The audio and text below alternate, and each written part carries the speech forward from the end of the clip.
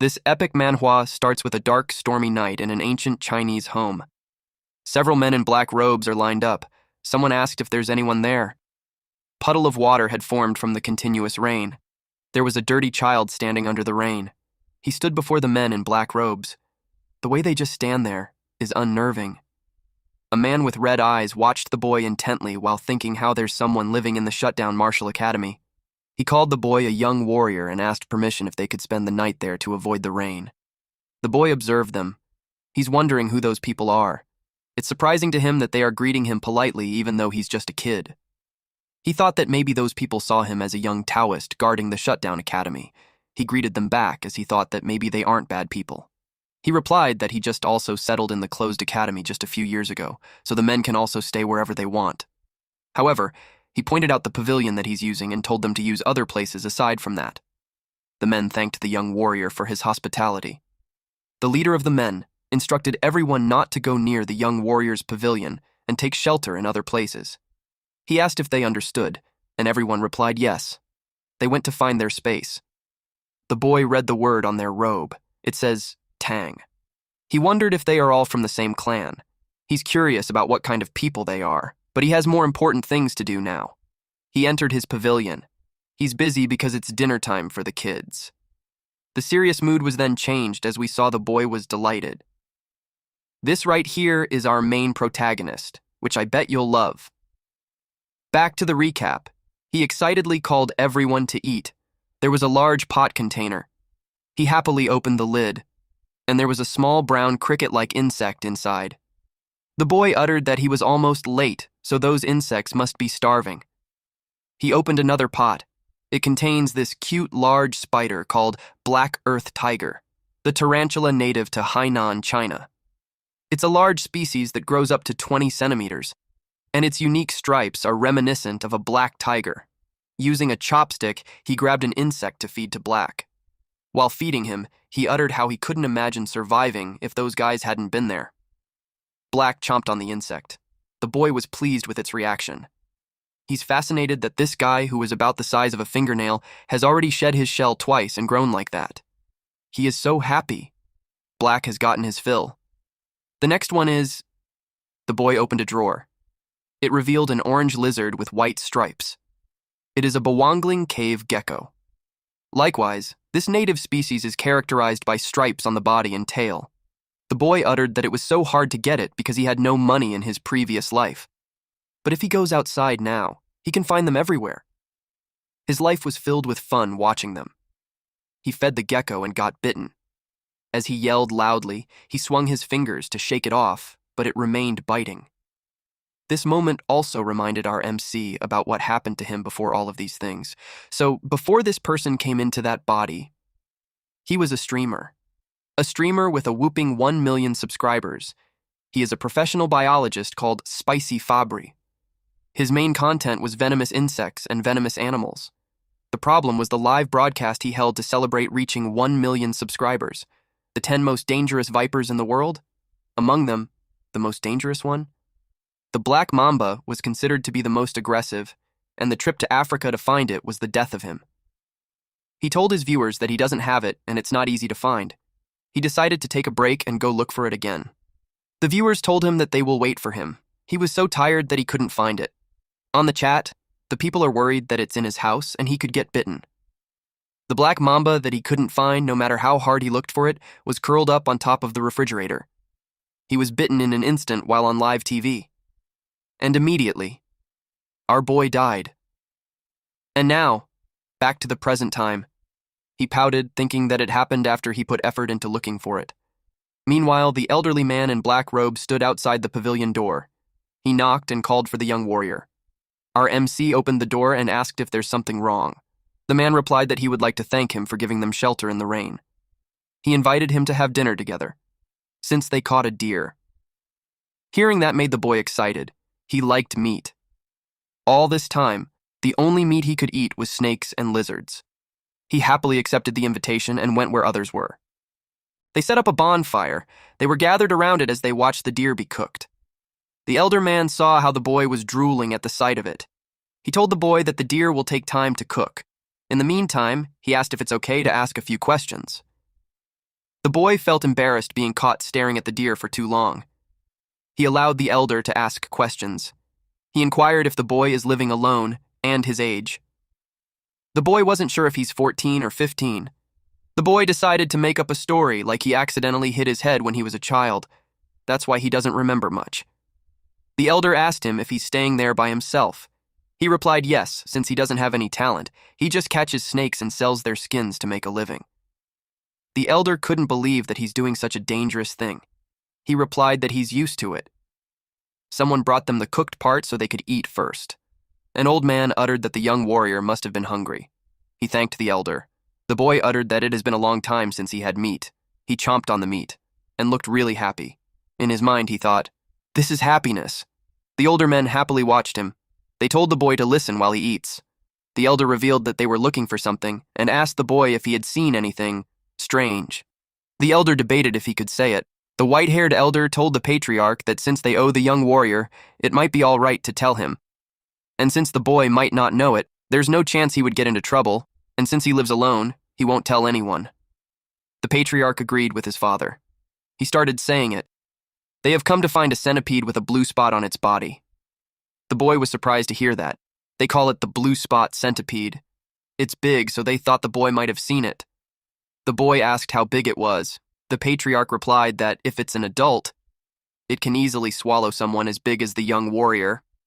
The boy turned pale upon hearing about a centipede so big that it can swallow a person.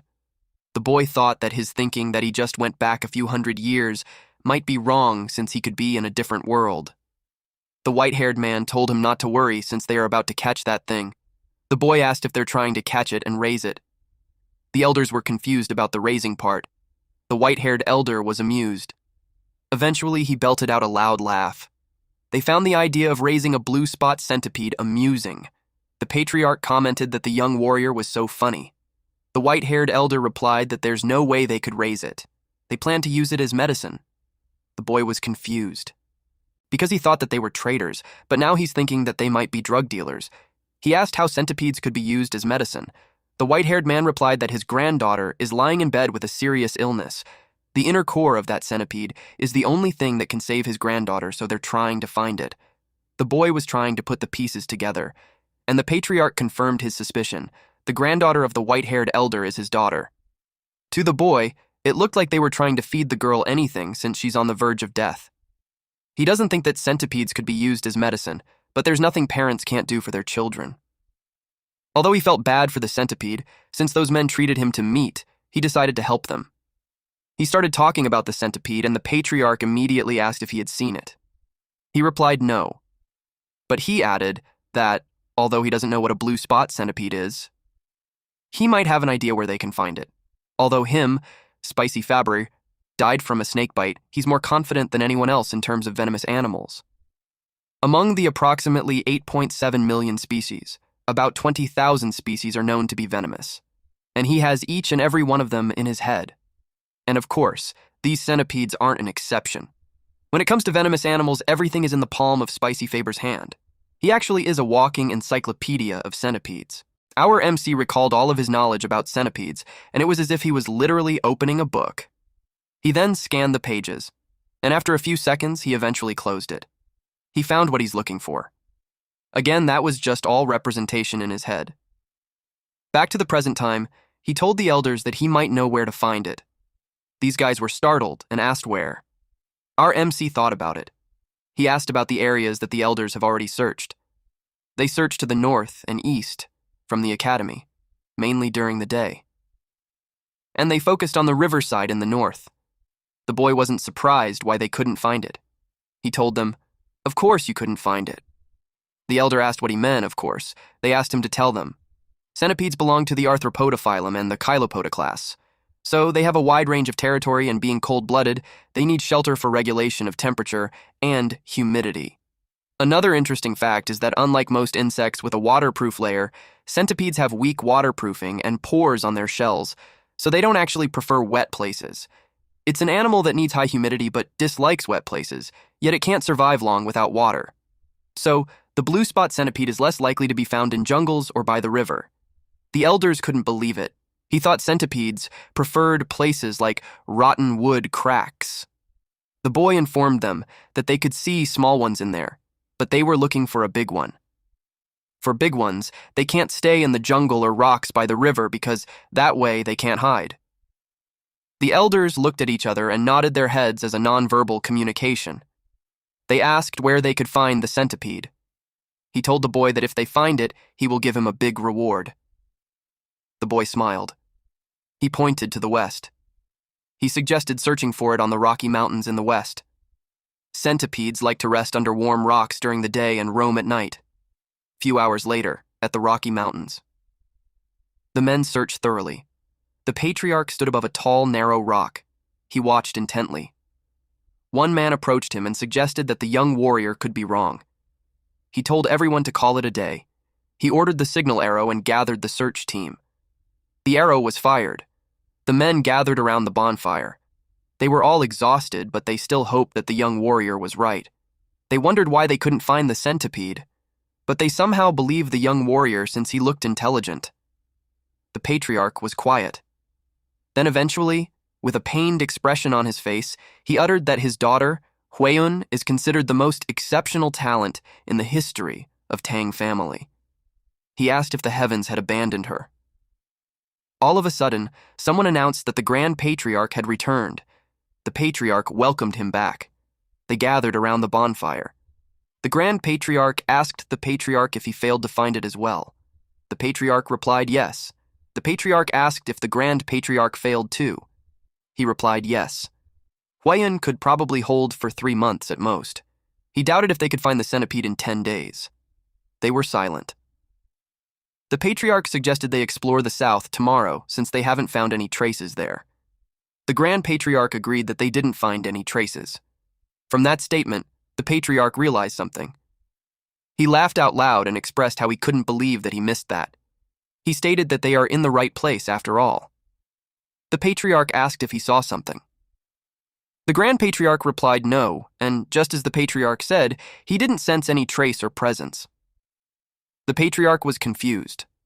The Grand Patriarch explained that since there's no trace, he had a sense that it was there. He asked the Patriarch if he had seen any traces in the past 3 days, and he replied no. Not even an animal or droppings or territorial markings. That's when the Patriarch realized. The Grand Patriarch replied that it's exactly as it is. It doesn't make sense for there not to be a single trace of an animal on the huge mountain.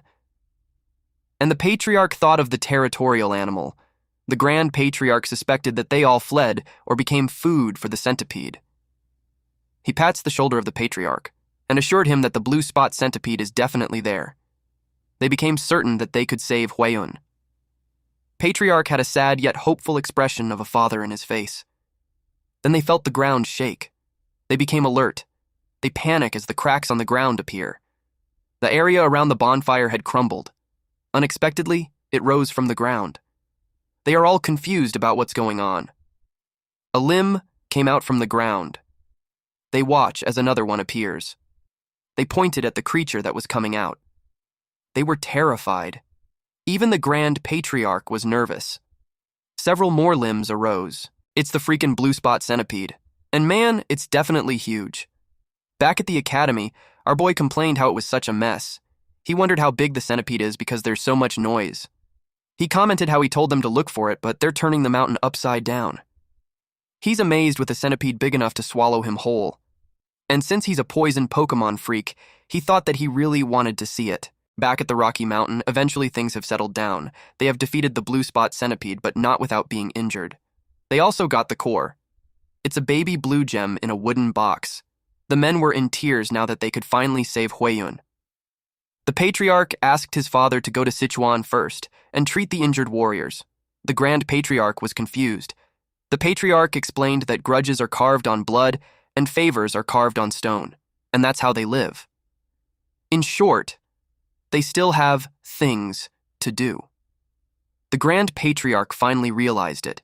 He admitted how he almost made a big mistake just by focusing on Huiyun. The Grand Patriarch agreed how it would be right to welcome the young warrior as a guest and give him what he wants. The Patriarch ordered the injured warrior to receive treatment in the village while he visits the young warrior. The thought that the young warrior is also curious about the news came to his mind. But here we are. We see our boy casually being caressed by these 3 little yellow Pokemon. The young warrior is having a dilemma. He had just become the father of the blue spot centipedes. There's 3 of them, and they look like caterpillars. They're very cute and adorable, especially the way they rub themselves on the young warrior's face. Something reminded him while the boy was looking at the pot. When he got home, he cleaned the eggs and placed them on the nightstand. And when he woke up, they had all hatched. 1 centipede lay happily on the boy's head. The boy had sensed it, but he didn't really expect it to hatch quickly.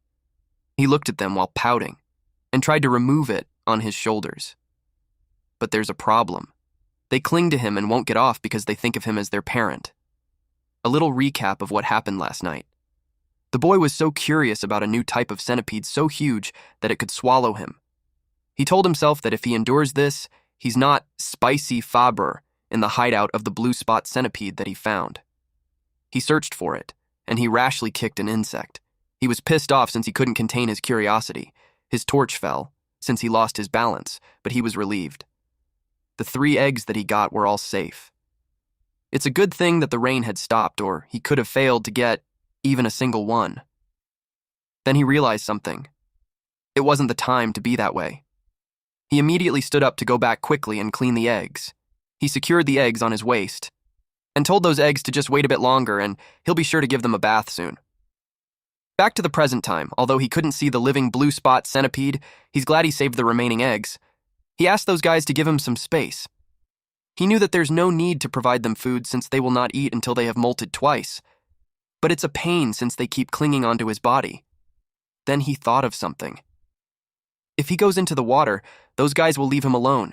He had a smirk on his face as he decided to take a shower. The little guy probably doesn't know what it means, but it shivered. Few hours later, the elder patriarch arrived at the academy. He walked towards the pavilion. He knocked on the door and asked if the young warrior was inside. But there was no response. He waited. He reached for the knob. Then he decided to enter. He looked around and saw herbs in jars, even medicine. It made him wonder if the young warrior is a medical practitioner. He thought how rude it is to enter the room without permission. He decided to come back later, but he heard rustling sounds. It caught his attention. It was coming from one of the pots. He turned back and opened the pot. He was surprised to see what's inside. It was a spider. Then his attention shifted to the drawers. He pulled one to open and saw a gecko. He looked around and checked another pot which contained beetles. There are also some eggs and dried snakes. It was unbelievable. He couldn't fathom that the young warrior is raising venomous animals and their offsprings. Even their Tang clan, who is familiar with venomous creatures, only managed to extract the poison. They haven't been able to find a way to increase the eggs that way. He thought he saved his daughter's life through a small, lucky encounter. But the real luck was the encounter with the young warrior himself. The young warrior saw and called him. The young warrior was worried that the elder hurt his arm since it was bandaged. The elder replied that it's not a big deal. He told the young warrior that he had to tell him something, but he was cut off mid-sentence because he felt an ominous energy. The entrance behind the boy has some explosion. Slowly, a silhouette of a head came up. When the body was revealed, it looked like a silhouette of an ogre. It had one eye, and the left side of the face was burned. The elder immediately pushed the young warrior while telling him to run. The young warrior was surprised and confused. The monster made a loud noise while its stance looked like it was ready to attack. Then it took a step. Its movements are fast. It attacked with its hand. The elder blocked it with his uninjured arm. It was really painful. Then the monster pushed the elder back and sent him flying. The area was filled with dust that made the elder cough. He coughed up blood, too. He described the monster to be at par with his father. He told the young warrior to run, but when the smoke cleared, it revealed the young warrior being choked and lifted in the air by the monster.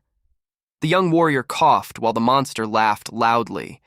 The monster spoke, saying that he heard that the bastards from the Tang clan have come to Hainan. No one would have expected that the son of the myriad poisons divine sovereign would be injured and alone.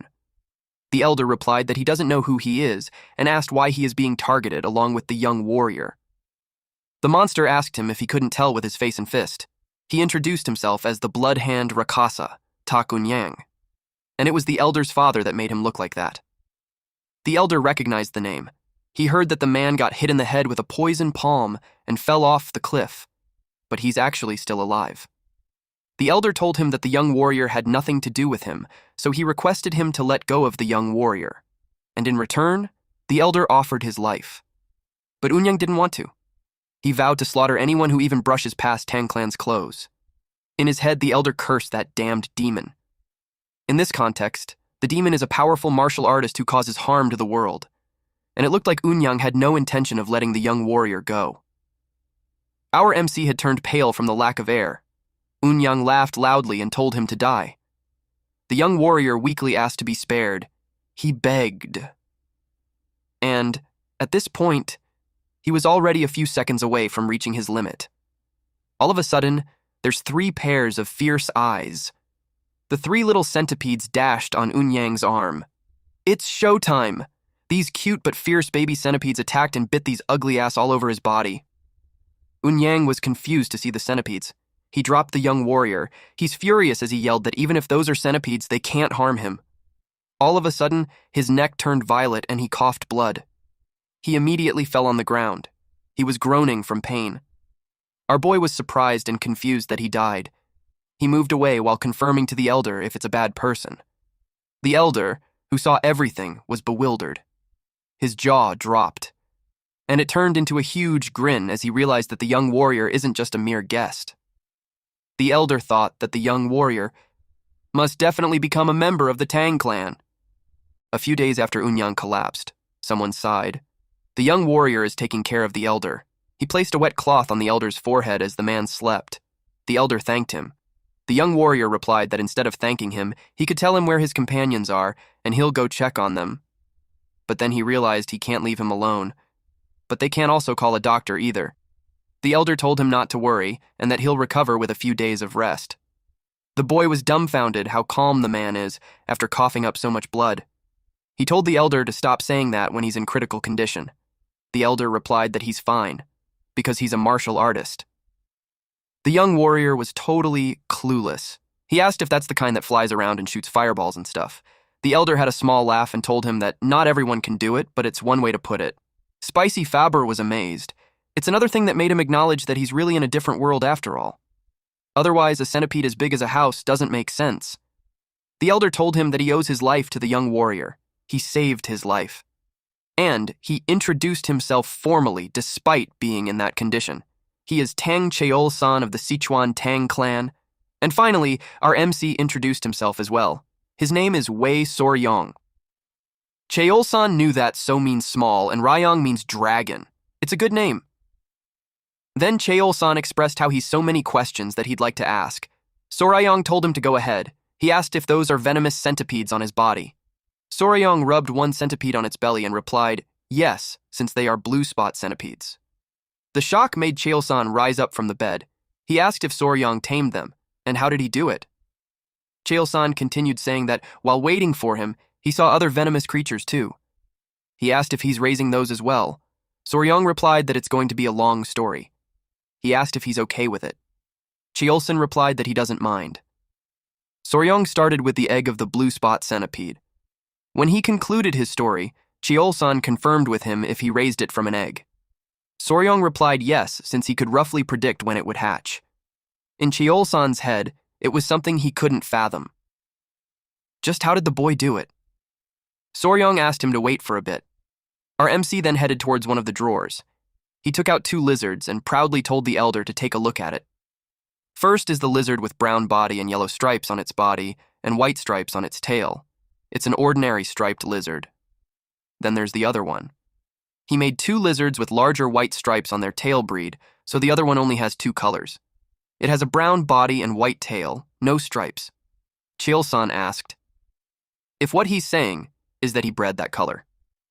Soryong blushed and happily replied, yes. He thought it was pretty. Cheol-san composed himself and asked if the young warrior can pair the ones with strong poison to create an even venomous one. Soryong replied, "Huh?" In his head, he thought that theoretically it's possible. Then he replied to the elder, explaining that if they knew which one had stronger poison, it would probably be possible. He wasn't done when Chilson exclaimed, "Really? That's possible!"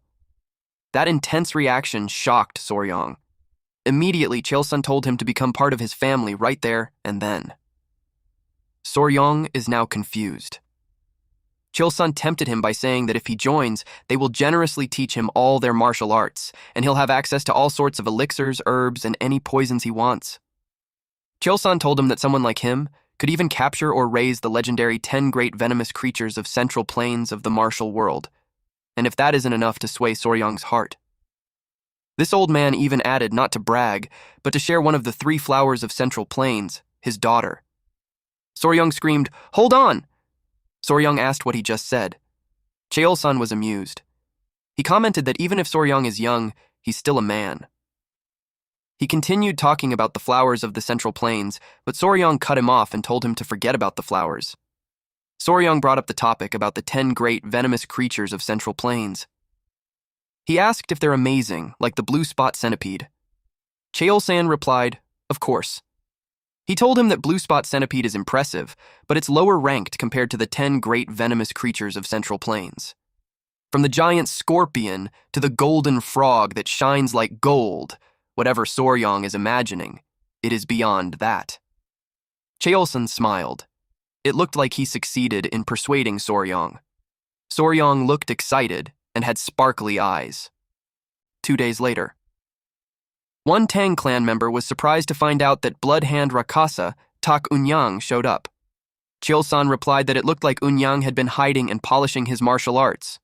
He was at a level close to his father. Then the men of the Tang clan realized something. If the patriarch sent the man to his death, it could be that he reached the realm of 10,000 poisons. They congratulated him. The patriarch replied that he hasn't. He informed them that the young warrior is the one who killed Unyang. The Tang clan members' jaws dropped. One man immediately clasped the young warrior's hand. They thanked them for saving the patriarch of the Sichuan Tang clan. They asked if he's an elder who has undergone rejuvenation. Soryong was confused. The elder noticed that there's a misunderstanding, so he requested Soryong to show them. The Tang clan members knew what it meant, but Soryong tapped his chest and asked the guys to come out. The Tang clan members watched Soryong's clothes rustle, and 3 adorable centipedes peeked out. Everyone gasped at the sight of it. The little guys crawled out. The Tang clan member knew it was a centipede. The patriarch explained that it's blue spot centipedes and those little centipedes got rid of Unyang. They asked about the poison. It was unbelievable that he was able to tame one. The patriarch explained that it's the reason why he decided to accept the young warrior as one of their own. But Soryong said he'd think about it a bit more. A clan member told Soryong that it's a great opportunity. The patriarch uttered that he should get up now because he has a feeling that he shouldn't be late. Soryong asked if he's still looking for something. Chilson was quiet for a moment. Then he started explaining that Bloodhand Rakasa, Tak Uyang, had practiced the martial arts named the Bloodhand Poison Claw. It's a devil art for which one needs human blood and bone marrow to reach a certain stage. Soryong finds that really creepy. Cheol-san explained that if Unyang left behind any secret scrolls or disciples, they have to deal with it to eliminate any future threats to make sure such cruel martial arts never return to the martial world. Also, if there's anyone captured, they gotta help them too. The patriarch asked if the young warrior would help them with it. After all, he's familiar with the geography of Hainan Island. Soryong looked sullen. He thought about it, and joining the Tang clan would mean a lifelong position. If you think about it, it's a rule of the thumb to check out the company atmosphere and the boss's character during an internship. Soryong agreed to help as soon as the patriarch felt better.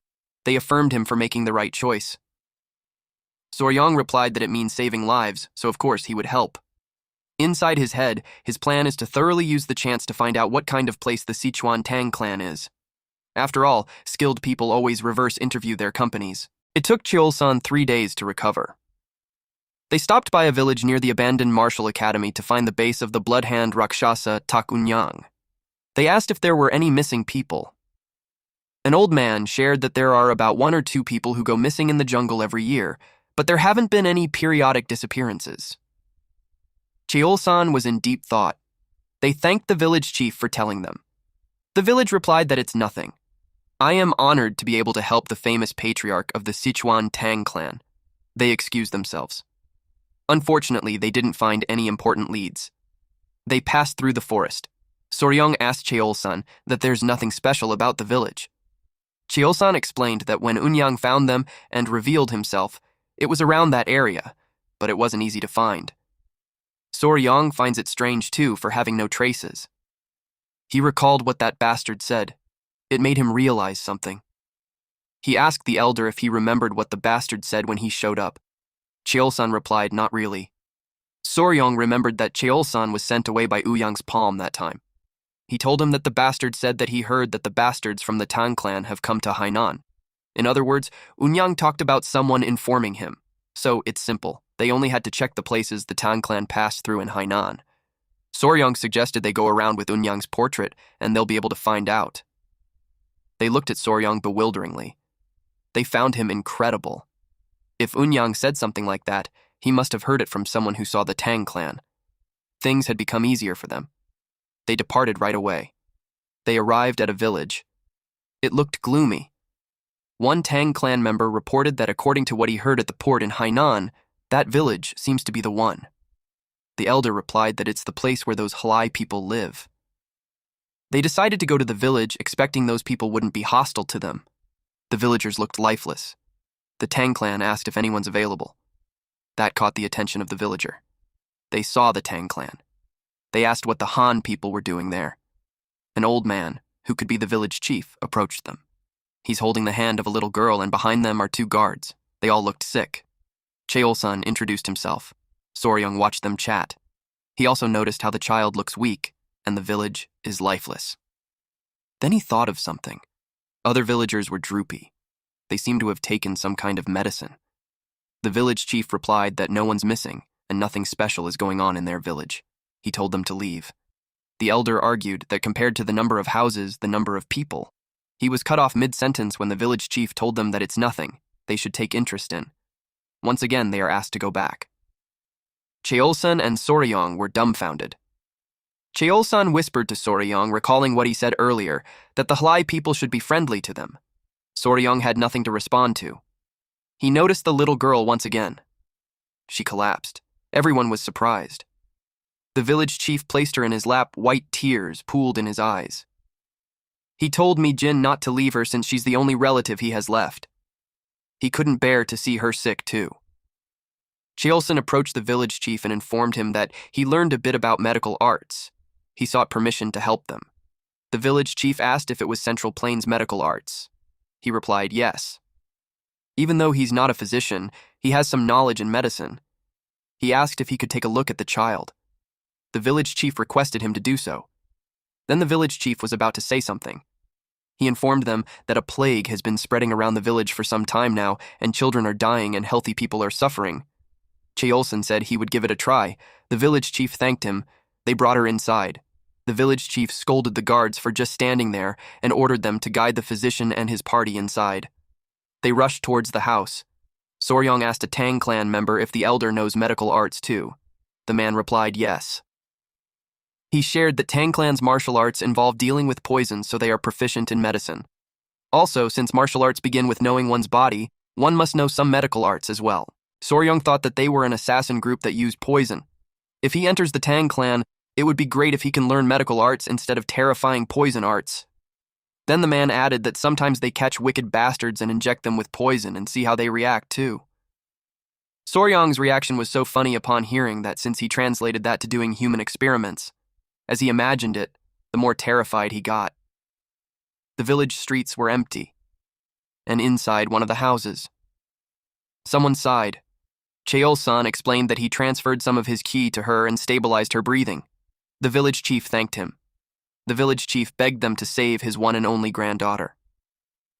Cheol-san brought up a topic. It was because there's something odd with the child's pulse. He asked if she has had a weak heart since birth. The village chief shared that it has been half a year since she started feeling sick. Besides his granddaughter, other people started to get sick too. They call it a mysterious disease. That's why he told them to go back when they were at the entrance earlier. Cheol-san told the village chief that he will give them some good medicine for the heart. He asked the villagers to be gathered so they could try it. The village chief burst into tears while he thanked him. He genuinely thanked him. Soryong watched Cheol-sun intently. Later that night, a Tang clan member walked alongside the patriarch and acknowledged how the patriarch had worked hard tending to the patients. The patriarch thanked Gu Pai. Pai asked about the symptoms. Cheol-sun replied that it's quite unusual. There's lethargy, swelling in the eyes, light fever, irregular pulses. The symptoms were all different, and those with severe symptoms all had problems with their hearts. Cheol-sun asked where Soryong was. Pai replied that Soryong must be tired from helping, so he fell asleep. He left him in his room. Cheol-sun agreed since Soryong had been following them without knowing any martial arts, so it's a given that he's tired. Cheol-sun decided to see him. Pai offered to take him there. They entered the room. Soryong was sleeping deeply on the bed, while the 3 centipedes were in a basket. Cheol-sun peeked through the door. Then he noticed something. Immediately he entered. He raised his hand against Soryong. His hand was heavy. When he slapped Soryong, Soryong immediately woke up with pain on his cheek. Cheol-sun was glaring at him. Soryong wondered what's with him all of a sudden. Soryong moved away from him out of instinct.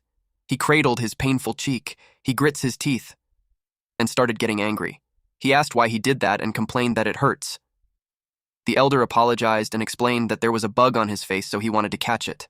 Soryong finds it unbelievable. Cheol-sun asked to be heard out. He wanted to check on him before he went to sleep, so he stopped by. However, a bug landed on his sleeping face. There are a lot of venomous insects in the area, so he thought it would be dangerous to leave the bug there, and so Cheol-sun's hand went up on its own. He showed it to Soryong while saying that it's a large bug. Soryong was surprised to see that. Then he realized something. He confirmed with Cheol-sun that even if the patients are suffering from various diseases, they all have arrhythmia. Cheol-sun replied that it's correct. Soryong realized the cause of the illness in town was... Then he pointed at the bug, saying it was him. Kissing bug. It's a species of the Reduvidae family. It got its name because it sucks blood from the eye or lip area. They are so sneaky that they blood suck more quietly than a mosquito. That's why they are also called vampire or assassin bugs. The bugs themselves aren't venomous, but their stomachs are full of harmful parasites, so once a person is bitten, they can easily get infected through their excrement. They cause trypanosomiasis, also known as the Chagas disease, and are ranked 7th in the list of dangerous animals that killed humans the most. Soryong asked the village chief if the dogs of the village run out of breath easily or show similar symptoms to those in humans. The village chief replied that they do and asked if it's because of the bug, too. Soryong replied yes. He asked if it meant that they could save his granddaughter. Soryong replied that it's possible if they have the right medicine. Cheol-sun grinned. He asked Pai what he thinks. Pai replied that he can see the young warrior's true value. Soryong saw them and wondered what's wrong with them. They told him that they are the Sichuan Tang family. Soryong looked clueless, and once again Cheol-sun repeated the same statement. In his head, Soryong asks, "So what?" His annoyed and confused expression was funny too. Cheol-sun explained that there's something called gu. Some say they're venomous parasites, others simply call them witchcraft. They're bugs grown by evil men in China. He added that those men feed the bugs to people to cause them pain, or to make people do whatever they want them to do. Soryong replied that it sounds incredible. Cheol-sun agreed, but countless martial artists have been killed by those gu. Or were forced to kill their very own children, or were forced to betray their families and became a slave of those evil men. That's why many didn't spare efforts to find an antidote against gu. He's pertaining to cures that either make the gu come out of the body or that melt and kill them off inside the body. Soryong started to realize it. Then Cheol-sun asked that if there's someone who succeeded in making a cure, who could it be? Then he proudly says that, of course, it's the great Sichuan Tang family. So he told them that if they have something that can melt off the fist-sized round worm inside the body, the tiny bug won't be a problem for them. He showed the curse-melting orb. Even a little bit of that medicine should be enough. Soryong expressed his amusement, but deep inside, he thought about how fancy the name is for an anti-parasitic drug. They assured the village chief that they can save his granddaughter. In the end, the villagers began to recover one by one, starting with the chief's granddaughter. The chief was so relieved. The villagers' warm hospitality was a nice extra reward. Seeing their bright and cheerful expressions, It seemed as if rumors regarding their optimistic personalities weren't wrong. Cheolson expressed that it would have been difficult had it not been for Soryong identifying the reason. In that sense, he told everyone that he's not deserving of the gratitude, but Soryong is. They thanked the young warrior and called him their savior.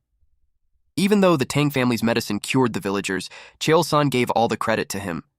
Seeing Soryong get all the thank you made Cheolson satisfied and happy, as if he's the one getting them. Soryong was touched by that sight. They all rejoiced, and they threw Soryong in the air repeatedly. A bit later, the village chief whispered to Cheolson's ear about what they talked about at the entrance of the village. Cheolson asked what it was. The village chief pertained to the villages who had missing people. Cheolson remembered that and asked what about it. The old man expressed that he wanted to repay the favor as much as possible, so he looked into it, and a strange story came to his ears. Among their village's women, there is one who comes from another village, and she told him that a few years ago. Her hometown suffered a tragedy where a few people disappeared from the village. They all thought that they had finally found it. Cheolson asked where the village is. The village chief replied that it's a small village to the west. Lo and behold, they arrived in that village. It stinks of corpses. They are in the right place. Cheolson saw something. The corpses, trash, and bugs are scattered in the area. There's poison in the air. Pai told Soryong not to look because it's too gruesome, but Soryong already saw everything. A man noticed something and asked what it was. There's a gold chicken foot. It ate the corpse of a snake. It's Ho-Oh. Nah, I'm kidding. It's a mysterious bird. It has a golden tail, and colors of purple, pink, and black dominate its body. It looked magical. One person couldn't let it dishonor the dead anymore, so he grabbed a rock, and then he threw it at the bird. Cheolson tried to stop him, but it was too late. The bird didn't get hit, but they definitely caught its attention. The man was furious, but Cheolson placed a hand on his shoulder and told him that something feels off. The bird spread its wings. It emits miasma in the air. Soryong was surprised. It melted the skeletons. Someone grabbed Soryong by the mouth. Cheolson ordered everyone to run while he held Soryong's mouth and nose.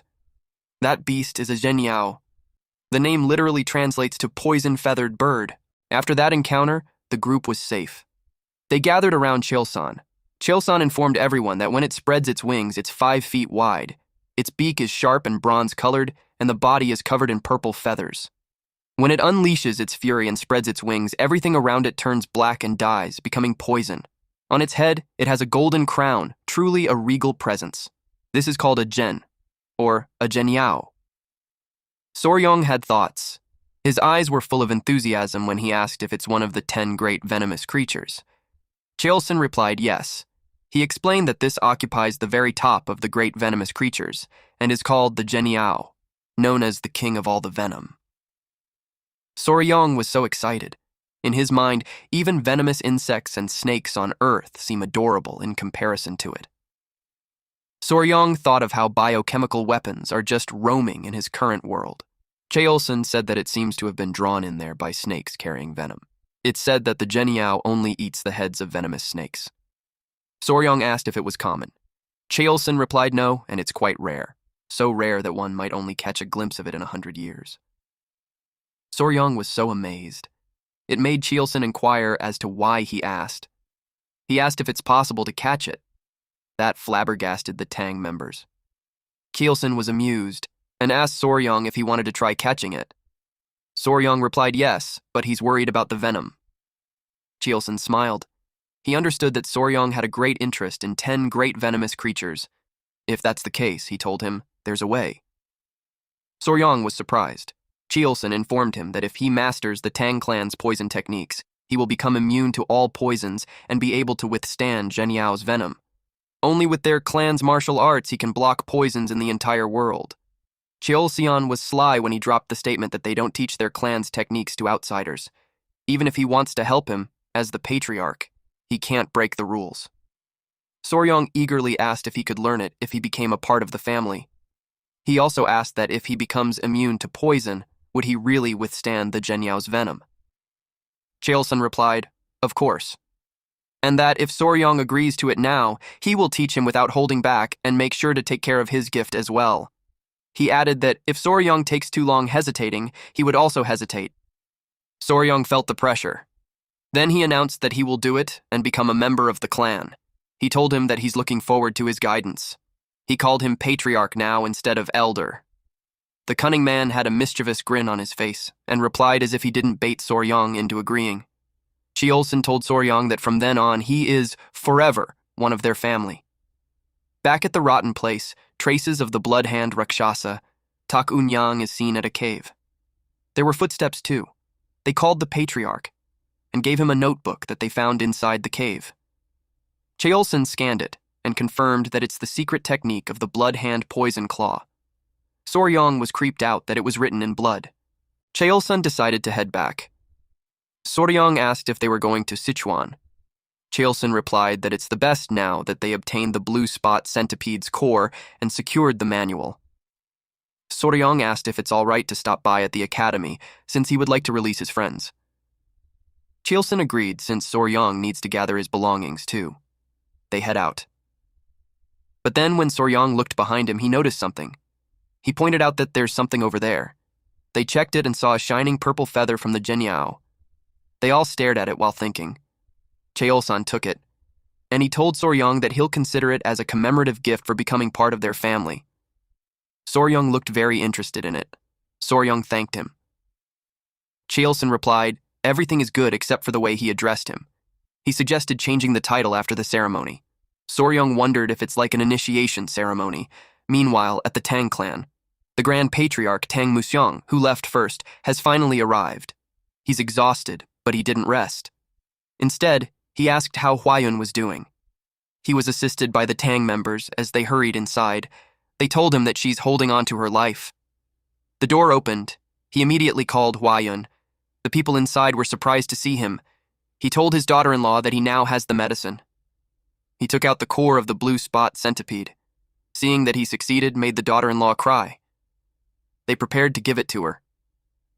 Musyong became sad as he looked at her pained expression. That was a close call.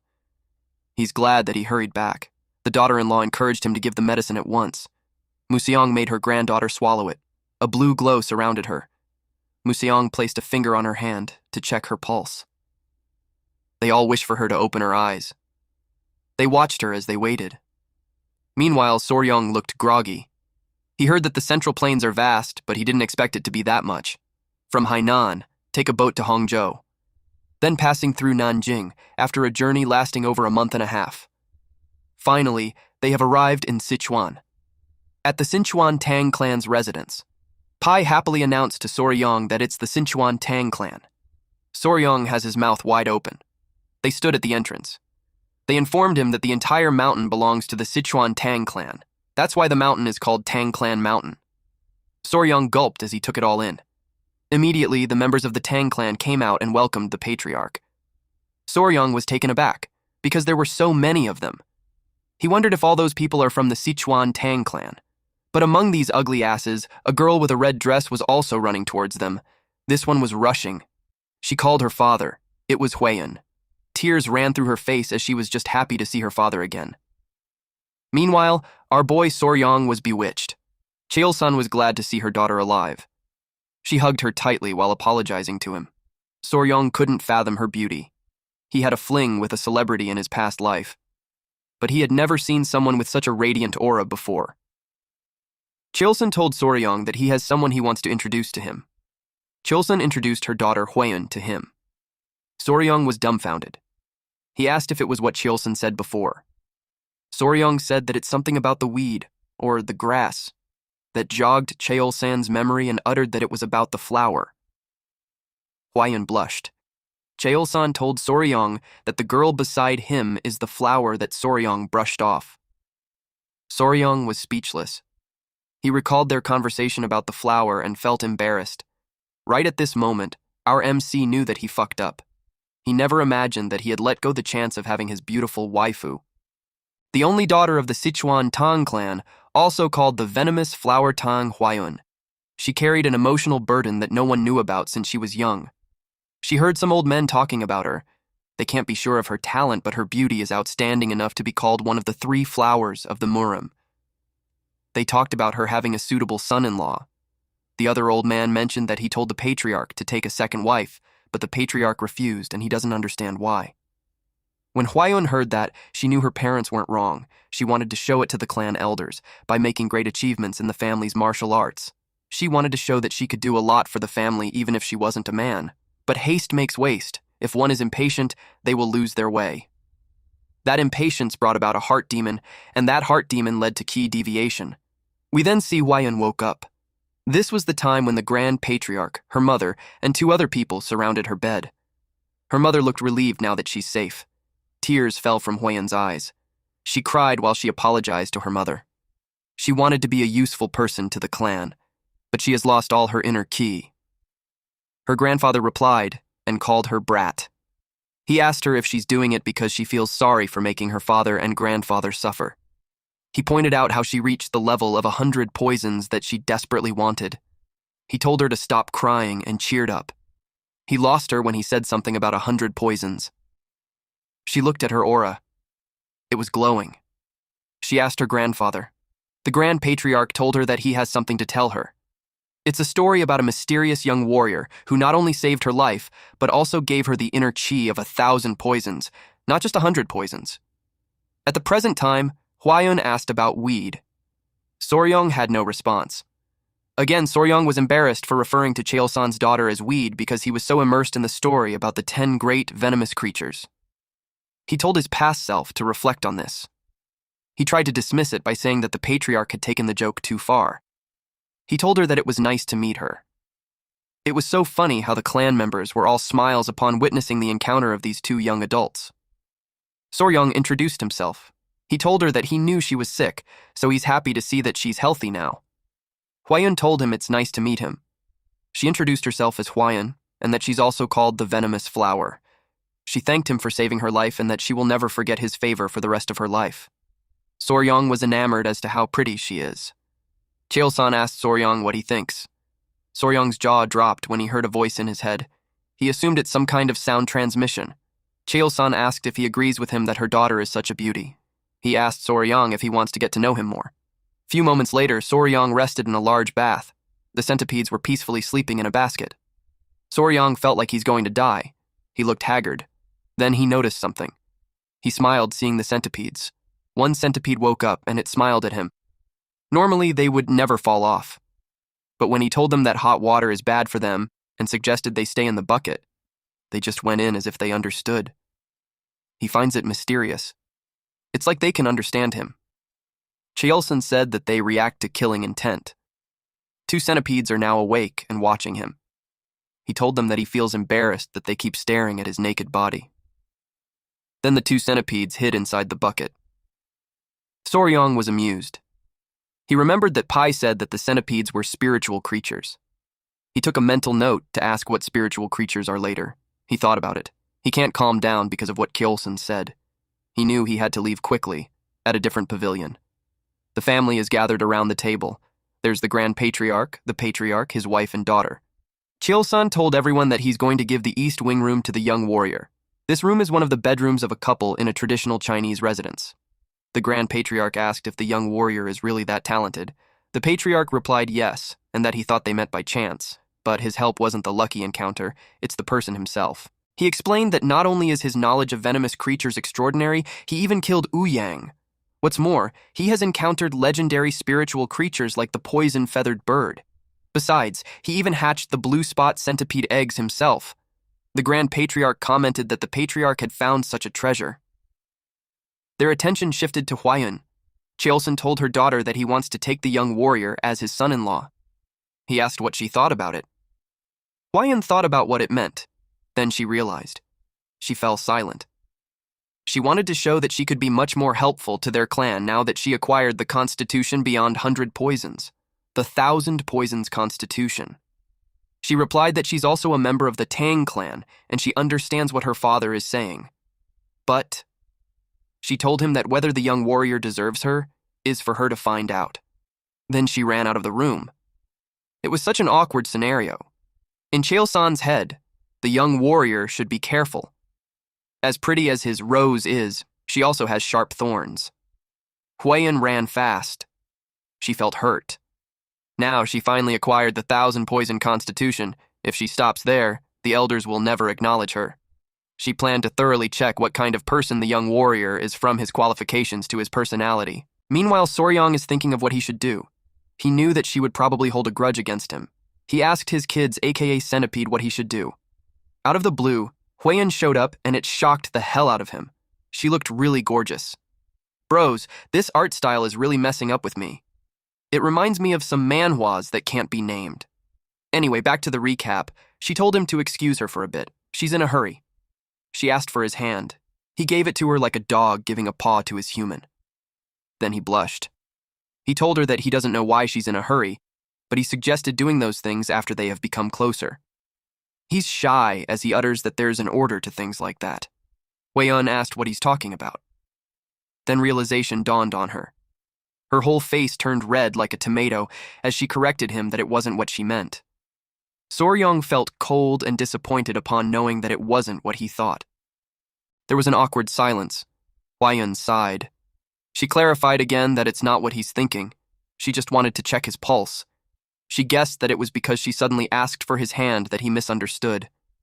Soryong felt ashamed. She sat beside him while apologizing for appearing out of nowhere and acting rudely. She told him that he's young and hasn't come of age yet, but he seems thoughtful, so she plans to explain to him what is going on. She started explaining while Soryong paid close attention. From what Soryong heard, he thought it was a medieval drama. As the only direct descendant, Huaiyun constantly faced wicked schemes of the branch families. Therefore, to ensure the continuation of the family line, the elders planned to bring in a highly capable son-in-law. They even considered how Soryong's standing in the family might change if he were to join it. Huaiyun apologizes in advance because there's something she needs to confirm. She told him that even if things don't turn out well, she has no intention of treating him poorly. She acknowledges that he is her benefactor, so of course she wants to treat him as a guest, or something like sworn siblings. Soryong extended his hand. He told her that he understands what she meant, so she's free to confirm whatever it is that she needs to. She observed him. She took his hand and placed her hand on his pulse. She started emitting a blue aura around her. She explained that the martial arts of the Tang clan aren't something just anyone can learn. Some people can accept toxins into their bodies and master Tang clan's techniques, while others simply cannot. That's why the Tang clan's poison techniques require one to gradually adapt to the poisons as their internal energy grows. Only by accepting them all can one achieve mastery. There's a tier on the poisons. It starts with 5 poisons, then 10 poisons, 100 poisons, 1,000 poisons, and finally 10,000 poisons. Fortunately, Soryong's body is capable of learning the poison techniques. However, it's only 10 poisons. This means his body can only handle 10 types of toxins. Having a 10-poison body is impressive, especially for someone not born into the Tang clan. Soryong was flabbergasted. Huaiyun continued to express that, in terms of general skill, it would only place him at the level of a first-rate martial artist. The highest martial artist prowess someone with no innate talent could attain. She decided to take her leave. He saw her off. Soryong thought that he had a 10-poison body. He turned pale, realizing that it could mean that he couldn't catch the Jianyao. For Soryong, it's a serious matter. Few hours later, someone stepped out of the bath. It was Huaiyun, and man, what a fan service. She noticed that ever since she took the inner core of the blue spot centipede, her body emits a weird scent, and it happens even though she bathes several times a day. She put on her clothes. She wondered if it's some kind of punishment for speaking ungratefully to the one who saved her life. Our boy Soryong was deep asleep. In his dreams, he's talking to someone who told him how she's grateful for his kindness. It was Huaiyun. He asked if he's dreaming. Huaiyun replied that it may feel like a dream, but it isn't. The Huaiyun in there explained that she borrowed the appearance of the girl who consumed her inner core to avoid startling him. She introduced herself as the mother of all those creatures, the blue spot centipede. Soryong couldn't follow. 3 little girls approach him. He deduced that those 3 are her babies. He asked her how she appeared in her dreams. She explained that she was killed without mercy, leaving her children behind, and her grudge reached the heavens, and her spirit lingered in the inner core. She added that while cursing from within the body of the girl who consumed her core, a chance to resolve her grudge arose, allowing her to appear in his dreams that way. It's all because he brought all of her children with him. Soryong knew to himself that in the end, he was the one who gave away her location. He didn't mean to, but he ended up being involved in the death of the blue spot centipede. He watched her. She asked her benefactor if he could grant her one request. He replied yes, and promised to fulfill any request she may have. She asked him to take care of her children until they're fully grown. Soryong was confused since centipedes are supposed to become independent after molting twice from their mother's body. She replied that it may be true for the lesser creatures, but they are different. She explained that until the offspring of her species shed their shells twice, they remain dependent on the qi flowing from their mother's inner core. Afterward, they continue to grow by feeding on the true qi of other beings. It made Soryong asked that since Hwayun consumed the inner core, does it mean that the babies need to stay with her? The mother centipede told him that he needs to understand the circumstances. She pointed out that earlier she cursed the girl. Because of her inner core, the girl's body is emitting a foul odor. She intended to ensure that no man would ever approach the girl, preventing her from ever bearing children. In exchange for lifting the curse, she bargained to let her children absorb the qi from her inner core, and maybe that way Soryong could also win the girl's heart. Soryong thought about it. Then he smiled and replied that it doesn't sit right with him. He doesn't want to take advantage of Hwayun's difficult situation. The mother centipede couldn't help but admire him for being an honorable person. She asked how he plans to overcome the challenge. She pointed out that the girl is looking for a strong man, and that she can't exactly procure the inner core of the 10 great venomous creatures for him. That gave Soryong an idea. He asked her to trust her on it.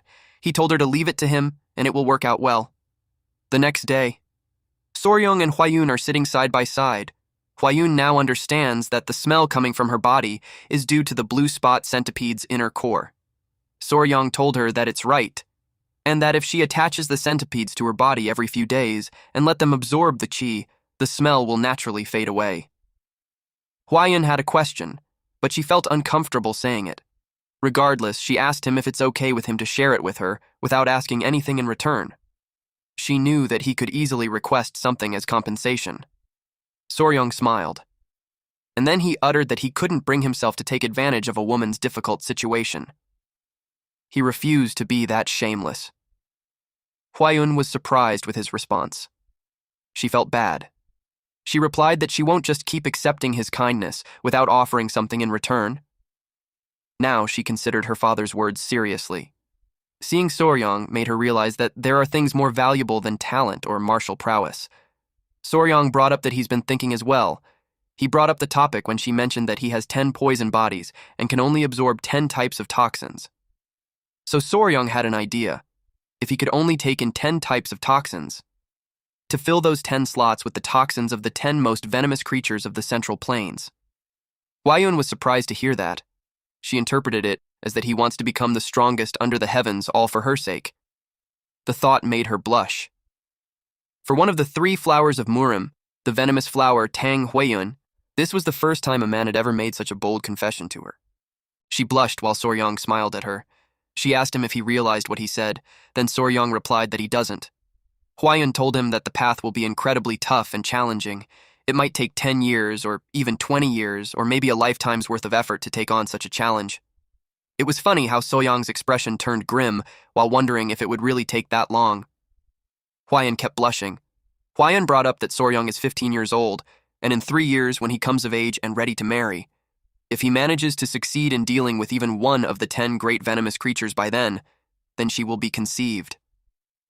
She embarrassingly said that if he succeeds, there will be a possibility of a wedding. She screamed that she'll be rooting for him, then stood up. Then she dashed away. Soryong was puzzled. He called out to her. She turned around and asked if he still had something to say. He suggested for her to get treated and stay, even if it's just a couple of hours. She was embarrassed, but she came back. He assured her that there's nothing to worry since the little centipede doesn't bite. He gathered his kids. He told them to go to their mom instead of their dad. Hearing that made Hwayun red as a tomato. She asked about the words dad and mom, but immediately Soryong told her that it's not what he meant. Chil-san, his wife, and Museong are gathered on the table. They talked about how the extraordinary talent of the young warrior couldn't even win his daughter's heart. Museong asked if they saw them this morning. He shared that it looked like something was going on between the two of them. Hwayun's mother replied that it looked like the young warrior was turned down by Hwayun. The men were thinking hard. Museong stated that forcing a marriage isn't the right thing to do, and that it would be better for them to naturally develop feelings for each other. Huayun's mother suggested to let Huayun handle the young warrior's martial arts training so they would spend more time together, and that would help them grow closer. Cheolsun replied that it's a good idea. Muzong stated that they should find out if the elder healer sage can bestow the grace of the purifying elixir of marrow and essence. If the young warrior's aptitude is low, it can be raised. Cheolsun was surprised that he'd suggest that because it wasn't made possible for Huayun, so better if they don't get their hopes up. Muzong agreed. At the same time, Huayun is outside the door. She announced herself to her father. Cheolsun asked what brought him that hour. He invited her in. She blushed. She didn't expect to see the three of them there. She came because she had something to say. She blushed again. Then in one go, she expressed that she will do as father said. Cheolsun was taken aback. He asked her what she meant.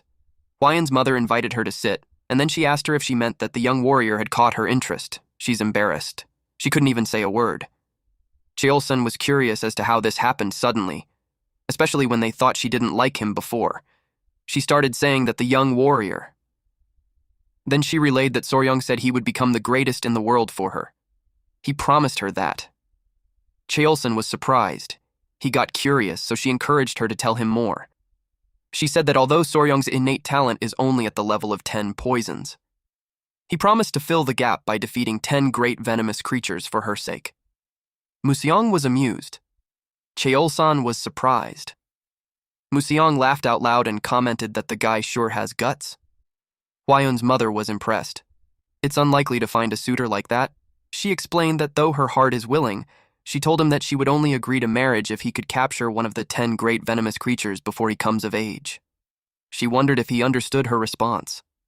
Her father joked that she should have said at least 3 creatures. Her mother stated that men aren't particularly sharp about such things. Huayun asked her mother if she should go explain it to him. Her mother replied no, and that if he doesn't realize that they've already given their approval, he'll try harder. Museong uttered to treat him as a prospective son-in-law, but act as though they're undecided. They expected that with all that effort, he'll naturally become part of the family. Meanwhile, the mother centipede told Soryong that he was impressive. She told him that he completely won the lady's heart. He replied that it's all about guts and perseverance. She smiled at him warmly. She called him her benefactor and informed him that it would likely be her last. Her resentment has been resolved, so her soul will soon ascend to the afterlife. She asked if there's anything he could do for him. She will do whatever is possible. Soryong thought about it. He asked if he could take a look at her body. She felt shy, but she thought it was expected since he's a man after all. She saw him as someone with a weakness for lust. She revealed her shoulder and was about to strip. He asked her if she really needed to take it off. That made her blush even more. She asked if she should not take it off. Soryong clarified that it's not what he meant. It's funny how the children are covering their eyes. Soryong clarified that he wanted to see the appearance of a blue spot centipede. She felt horrified as she understood. Smoke covered the area. Then she revealed her true form. Soryong gasps at the sight of her. He was excited and happy to see her for real. It was amazing how huge she is. He asked if he could touch her, but he's already doing so. He inquired about her body as if it was waterproof. He talked about his vision of her walking. He asked if he could touch her legs, but he's already doing it. He asked how strong her venom is. He asked about her eyes, even her antennae. He was so passionate. The children still have their eyes covered. It's really cute. Soryong was so enthusiastic that he even wanted to touch her fangs. She replied that it was dangerous, but he insisted. It made the blue spot centipede. She's starting to wonder if her daughters are going to be okay with this man. The reason for that is because she knew his touch is anything but ordinary. It's funny and weird how Soryong drools as he caresses her. Cheolsun met Soryong over a cup of tea.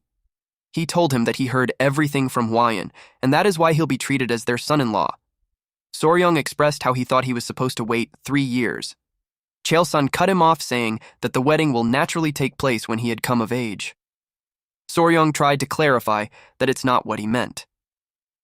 Huayun's mother enthusiastically welcomed Soryong in the family and introduced herself as his son-in-law. Museong was pleased too. He stated that now Huayun had found a suitable match. Their clan would prosper even more.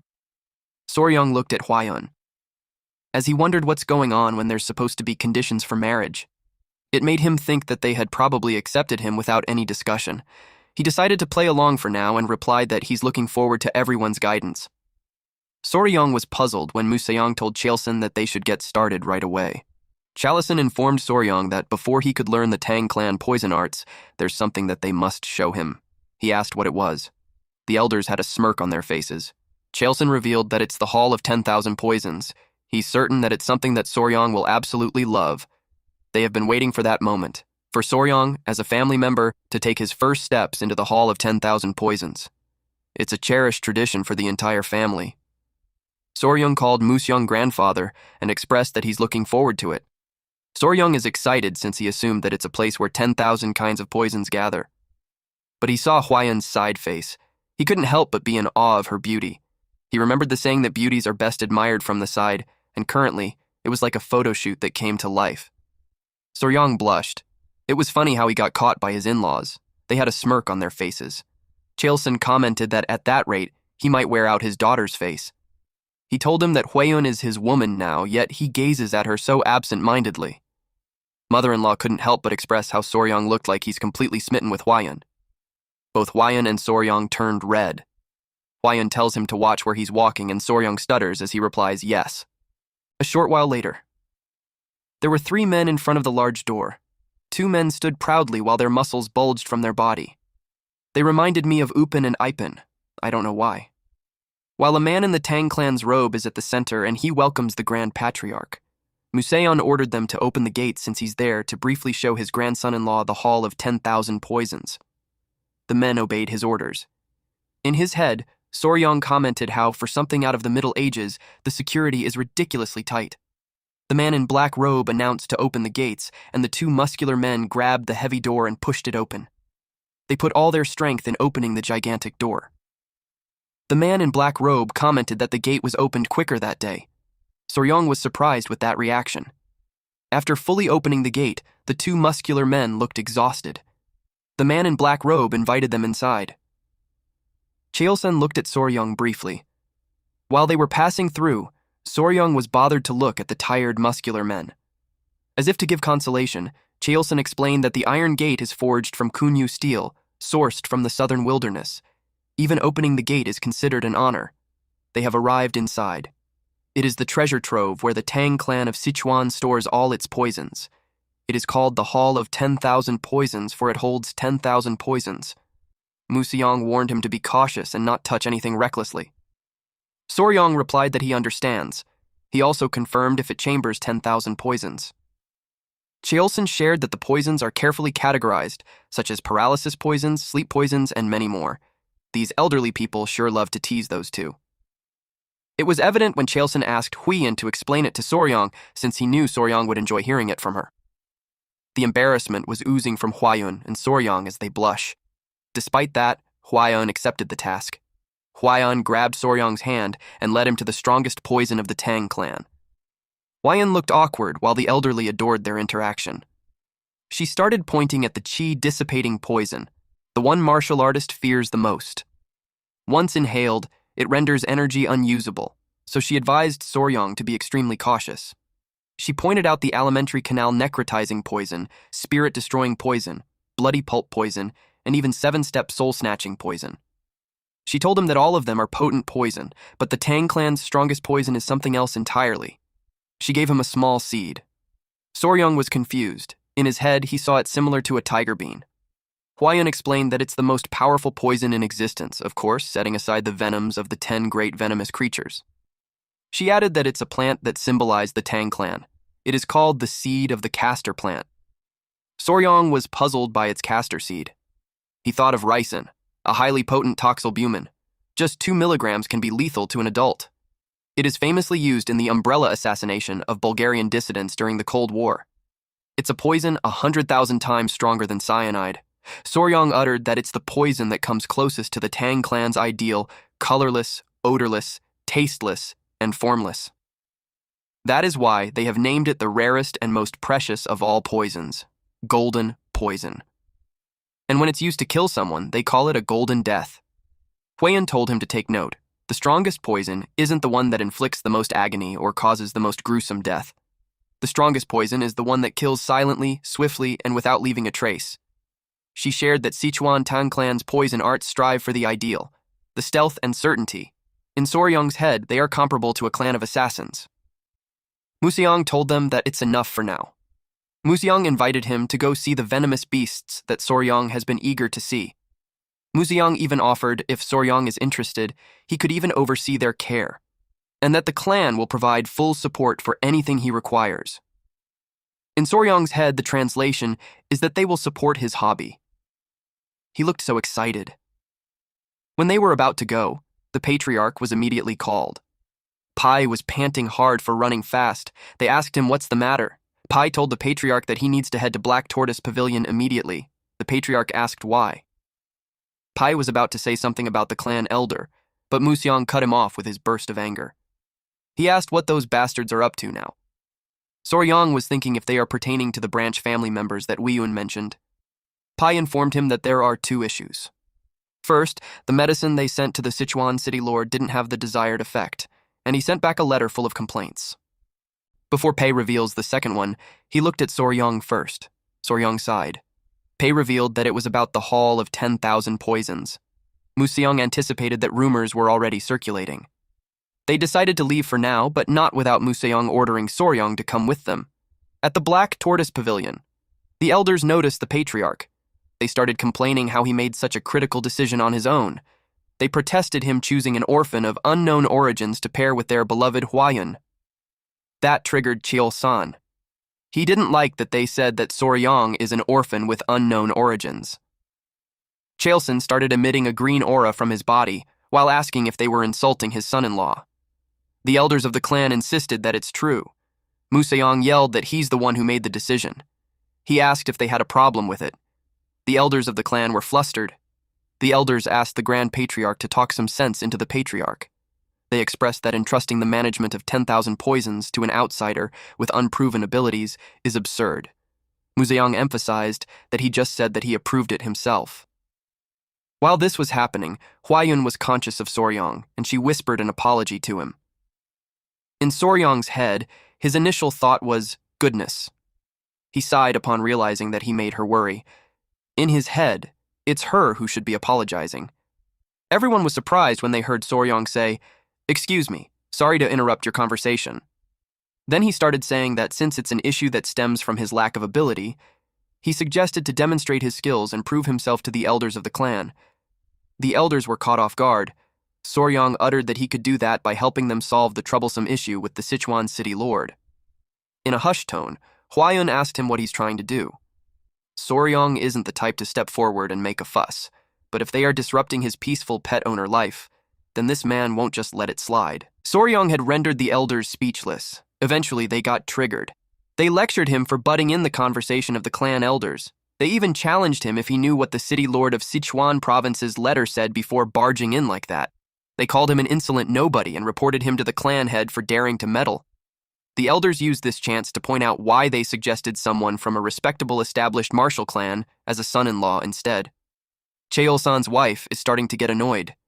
Deep inside, Soryong thought about how these old codgers, the more they talk, the more absurd they sound. When he was Spicy Fabre, he had more than 1 million total subscribers with an average of over 3,000 viewers per stream.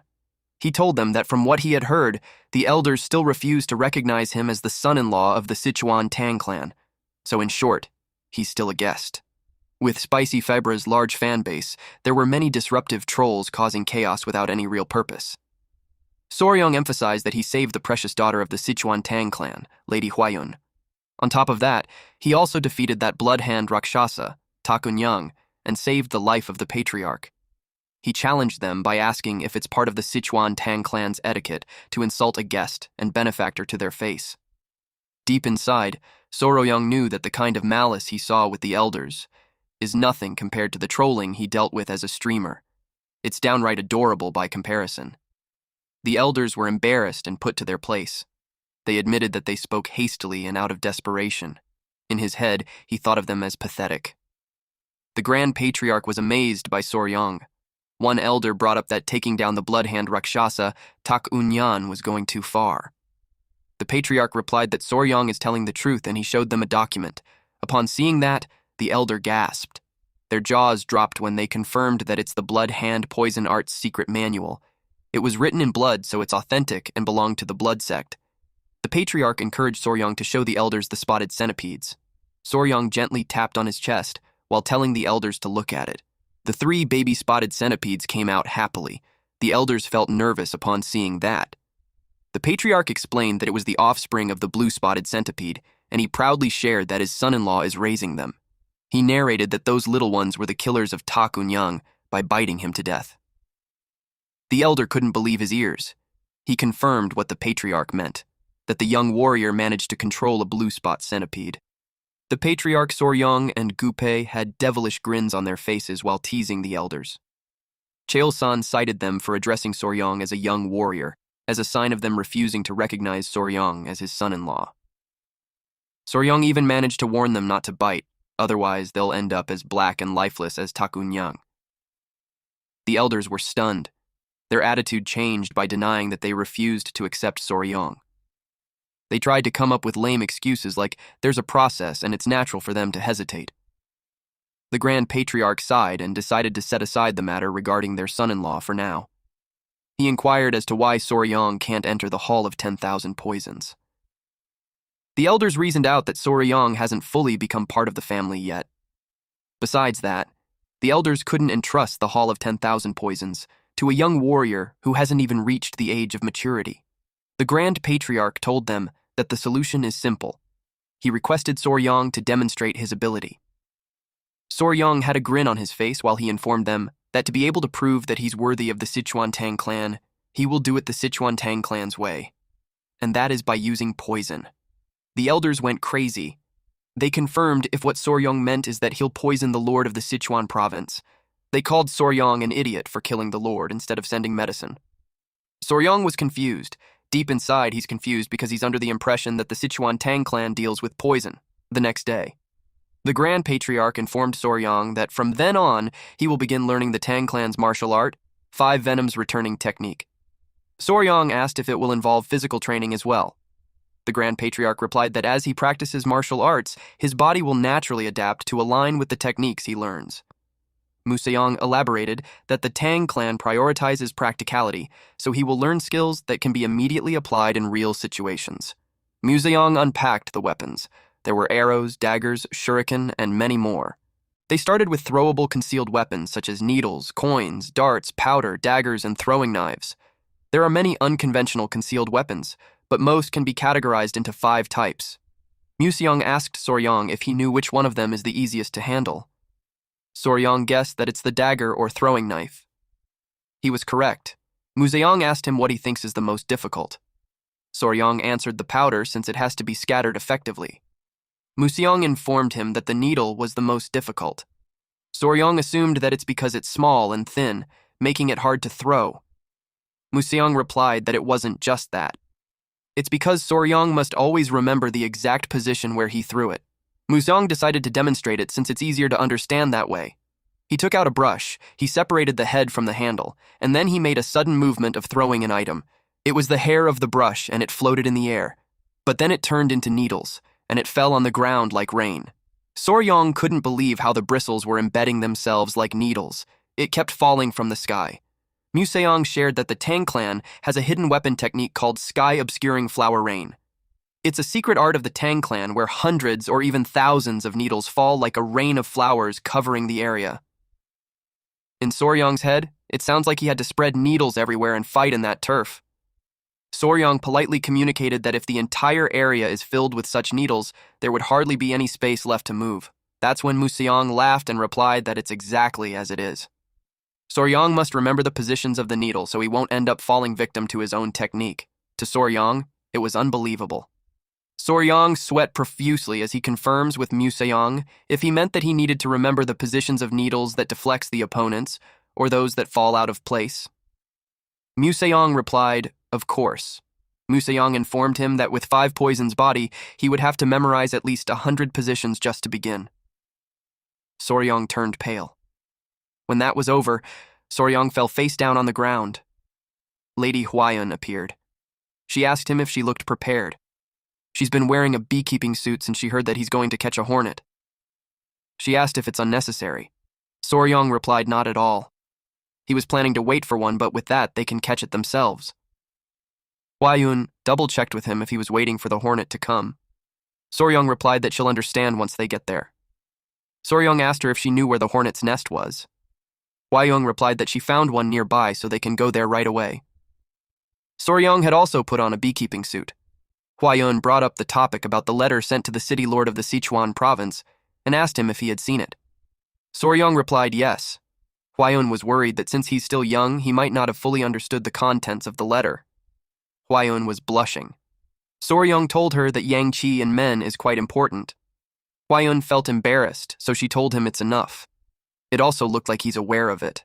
The great issue troubling the city lord of Sichuan is none other than erectile dysfunction. Or simply put, his rod is not getting hard anymore. Hwa-yoon became suspicious of Soryong since he knew so much for his age. Soryong made an excuse because he lived alone for a while. Hwa-yoon felt embarrassed, so she quickened her pace. Few hours later, they arrived at the forest. Soryong got distracted with the creatures in there. Hwa-yoon had to keep him on track until they reached the place. It was like a mini cave, and it certainly looked like a place where hornets would inhabit. Hwa-yoon inquired what it meant to find a bee-lacking hive. They started putting on their head protectors. Soryong explained that it means that while they came looking for hornets, they won't be capturing any. Hwa-yoon was puzzled. They made their way towards the hole. Soryong informed her that the venomous insect that they are after can be found in smaller, weaker hives. Hwa-yoon didn't know about that. Fortunately, it seems that the hive has what they are looking for. An insect came out, and using chopsticks, Soryong captured it. They didn't come there to catch a hornet. The insect that they were after is that. The little thing will solve the Sichuan city lord's troubles. Hwa-yoon asked about the bug. She asked if it's a ground beetle. She guessed it right. Because of that, Soryong found out that it is called ground beetle in that world. The bug caught in the giant hornet nest is referred to as a ground beetle in Central Plains. In the modern era, it's called blister beetle. Hwa-yoon asked if it's normal for ground beetles to be found in a hornet nest. Soryong explained that their life cycle is quite peculiar. Blister beetles have a rather unusual method of reproduction. Normally, most insects either guard the spot where they lay eggs or create a safe environment for their eggs to hatch. But the little creature simply lays eggs wherever it pleases. There was a funny skit where the blister beetle told the boss to hold up because she got to drop some eggs before heading out. Anywhere will do. No fuss, no frills. It just lays them. The bare minimum of consideration it shows is dumping them all in one spot. Anyway, when the miracle happens and the blister beetle larvae hatch, they start crawling toward the highest place nearby. And when the larvae of the blister beetle reach the top, they do something bizarre. They cluster together and imitate a flower. And then bees mistake the fake flower for the real thing and approach it. The moment the bee gets close enough, the entire swarm jumps onto the carpenter bee's body in an instant. And that's it. Game over. The carpenter bee's home is as good as gone. Soryong isn't sure why they favor giant hornet nests, but apparently, it's the most suitable environment for the ground beetle larvae to grow. Hwa-yoon felt sorry for the giant hornet. Soryong replied that there's nothing that can be done about it. Hwa-yoon knew that the bug causes burns on the skin. She heard eating too much of it can even be fatal. Soryong affirmed that idea. The orange liquid dripping from a blister beetle contains a toxic substance called cantheridin. When this substance touches the skin, it creates blisters akin to burns. Hwa-yoon blushed and asked if it had that effect. Soryong replied yes, and that it immediately raises a man's rod. Hwa-yoon, feeling embarrassed, made him stop explaining. She encouraged him to go back to the Hall of 10,000 Poisons. Soryong wanted to catch a few more. Now they have secured the ground beetle, blister beetle. After that, they returned to the Hall of 10,000 Poisons and taught the warriors how to prepare the medicine. Soryong told them to listen carefully. He instructed them to dry the ground beetle and grind it into powder. He told them that 1/10 of that powder is toxic. The poison becomes life-threatening when 3 mo of it are ingested. If a person consumes 3/10 of 1 mo of the poison per guan body weight, about half of those who ingest it will die. So, Soryong requested them to prepare medicine with 1/10 of 1 mo of the poison. That would be roughly the amount of 10 drops of liquid. So, 1 mo is 3.75 milligrams. 1 guan is 3.75 kilograms. He asked them if that made sense. Deep inside, Soryong felt that his brain was about to explode. One warrior removed his mask and stated that Soryong's explanations are incredibly detailed. They never expected him to be skilled in mathematics. The warrior assured Soryang that he will make sure they succeed no matter what. Soryang expressed how he depends on them. Later that night, someone was talking about how it was surreal that ground beetles had such effects. It was Musong, and he's talking to Hwayun. It made Musong think of re-evaluating the poisons in the Tang clan's arsenal. Hwayun expressed the same. Then he brought up the topic of Soryang being good at math. Hwayun shared how Soryang calculated the solution's concentration and estimated it to match the weight of 10 drops of liquid. That was amazing. Musong admitted that he thought of himself to be knowledgeable in the field of poisons, but Soryang was on a different level. The more he learns about him, the more he realizes what a gem that child is. He teased Hwayun, asking if she liked Soryang even more now. Hwayun blushed. Hwayun expressed how she feels regret because of her being hasty in the beginning. Musong replied that as long as she makes up for it going forward, that's what matters. Musong asked how they plan to test the medicine once it's complete. Hwayun blushed.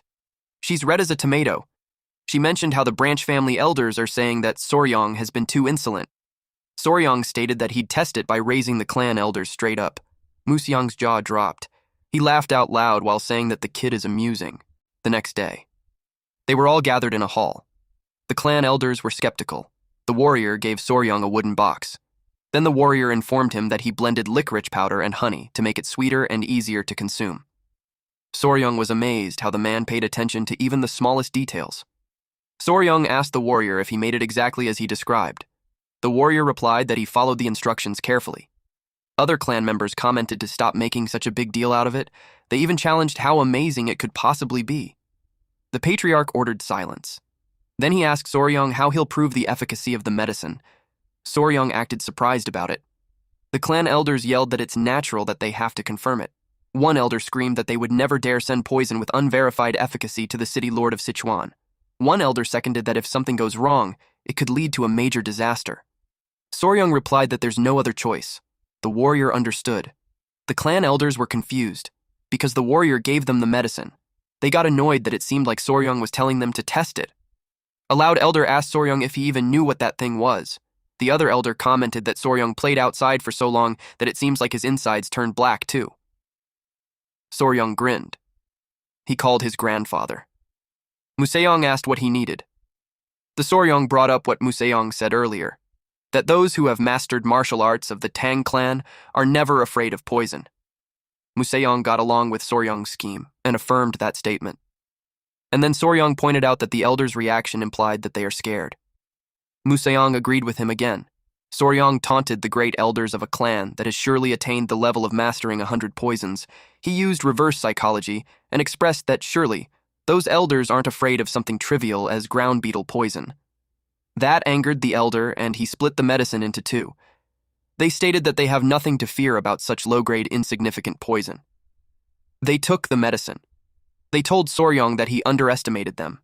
They threatened Soryang that if it did nothing, he would face consequences. The elder yelled that they will be the one to uphold the laws and principles of their clan. They chewed it. Silence followed. Then they smirked and yelled that nothing is happening at all. But the elder felt his manhood stood up.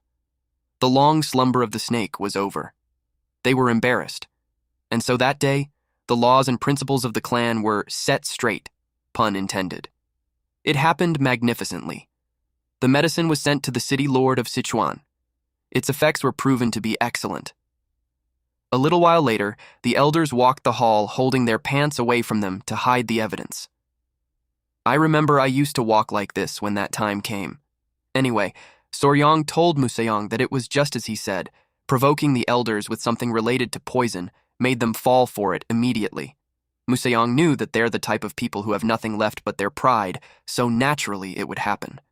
But Musong is also aware that their actions come from a place of concern for the clan. He told Soryang not to resent them so much. Musong uttered that in the end, they are all one family. Soryang replied that he understands. Hwayun hastily made her way.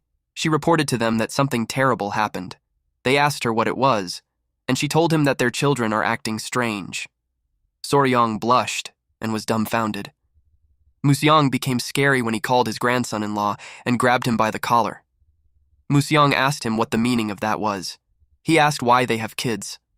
Soryang was drenched in cold sweat. Muzong grabbed Soryong on the back of his neck and asked why they have children, especially when they haven't even had their wedding ceremony yet. Hwayun yelled that what she meant weren't human children, but the spotted centipedes, the one that Soryong is raising. Soryong was stunned. Overly surprised was an understatement of his reaction. Lately, he has been doing a lot of physical training sessions, and each time he asked Hwayun to take care of them. He ended up completely forgetting about them. He was worried that something had happened to his babies.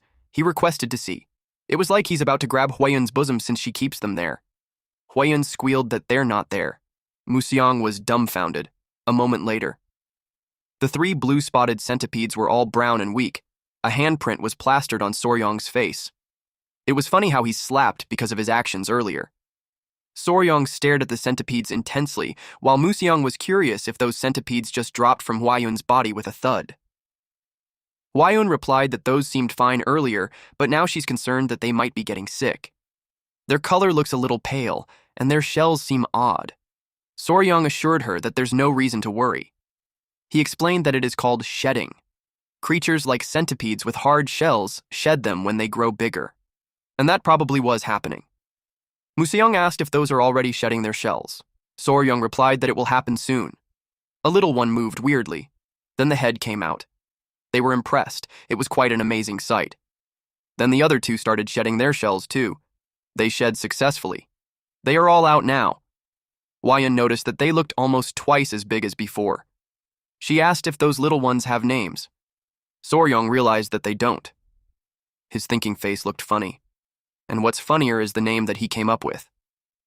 Number 1, number 2, number 3. It was so silly that Hwayun refused to accept it. She reasoned that the spotted centipedes are said to turn into dragons after living for 1,000 years. So, they need dignified dragon-worthy names. Soryong childishly argues that there's no way a spotted centipede will turn into a dragon even after 1,000 years. Museong joined the banter by saying that a 1,000-year-old spotted centipede is called a dragon. From that response, Soryong had realized that it must be grandfather who taught Hwayun that. But then Soryong seriously thought about the name. Then he decided to call them Nova, Myra, and Grace. The first one is Nova, symbolizing beginning. The second is Myra, which means fragrance. And the third is Grace, representing something elegant or gentle. Hwayun was delighted.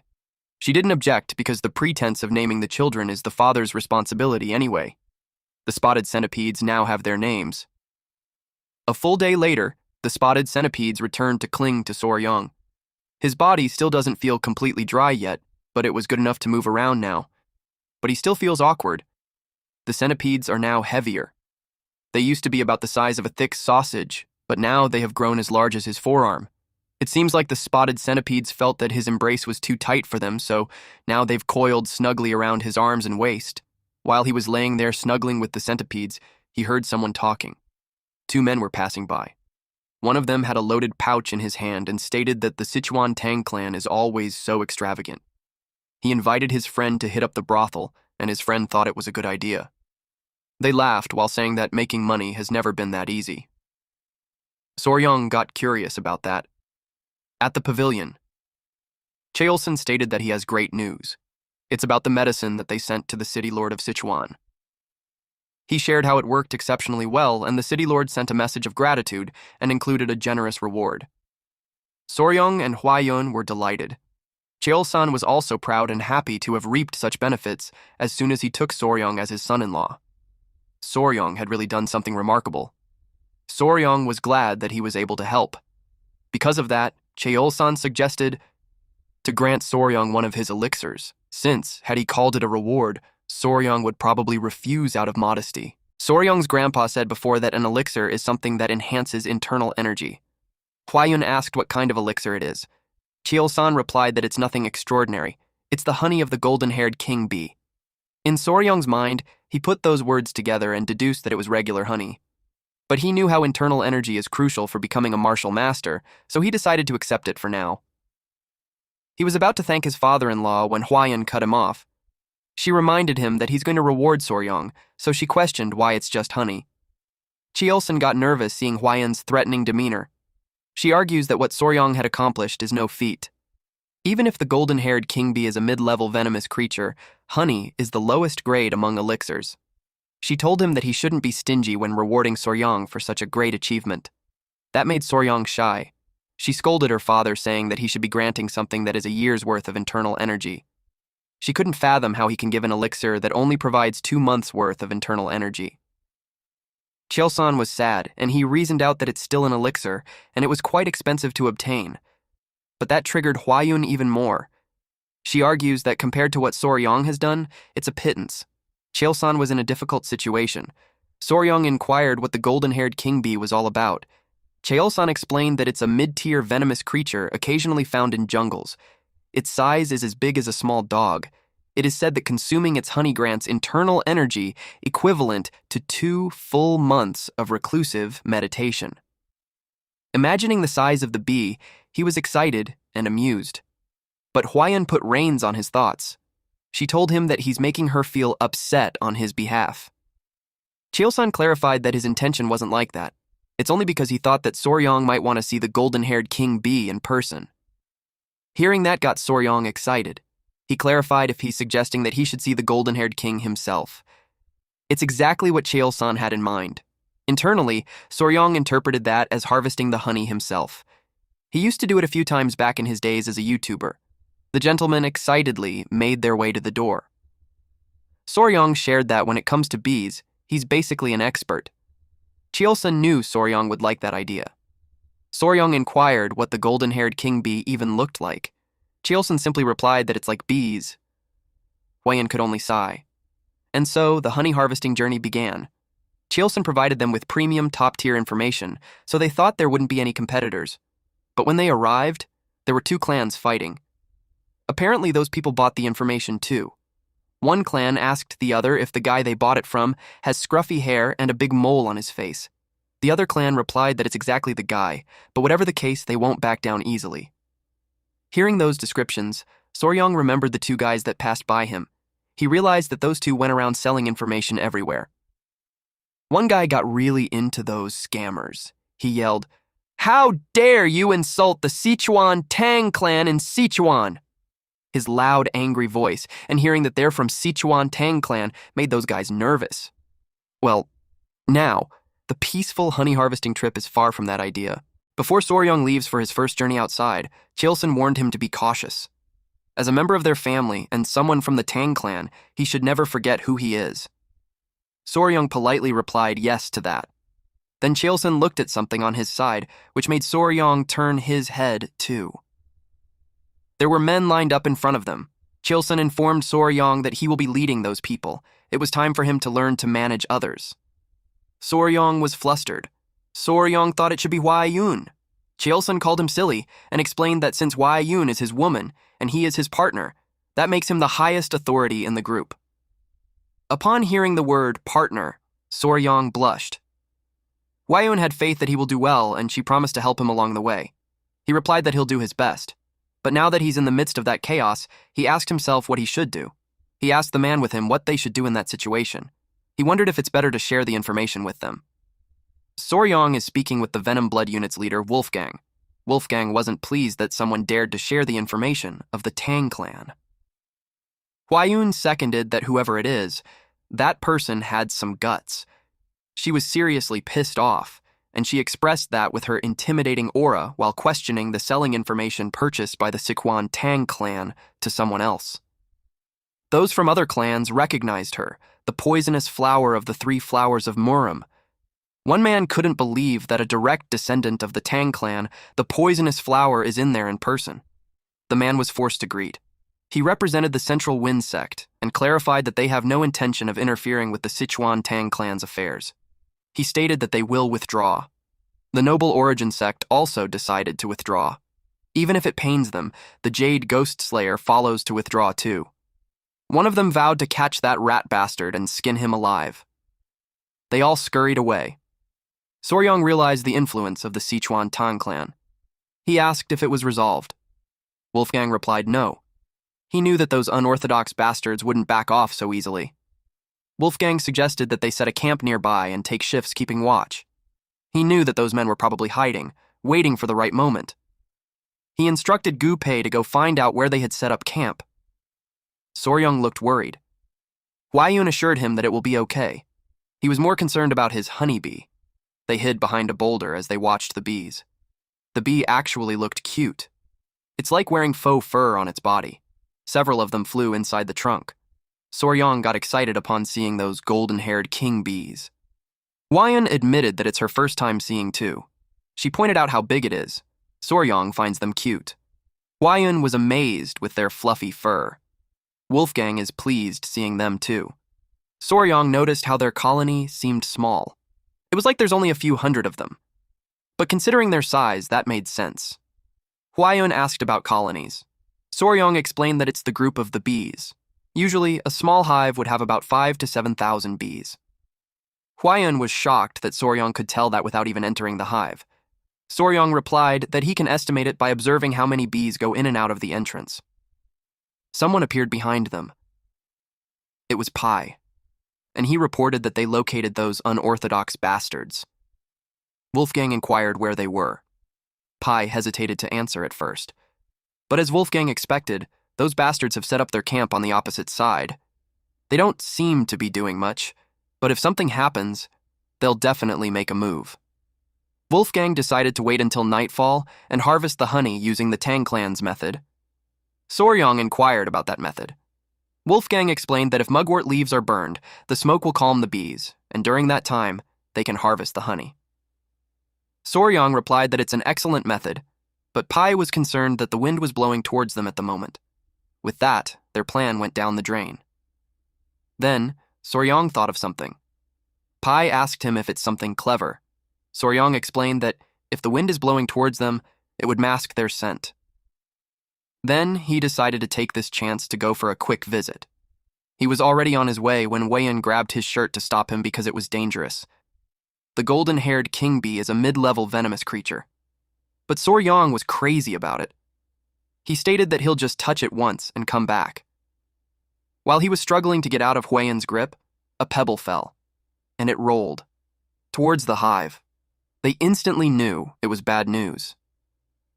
In a blink of an eye, the colony swarmed outside. Hwayeon grabbed Soryong as she made a run for it. Afterward, they got scolded to hell and back. It was dusk, and Soryong still kept thinking of another way.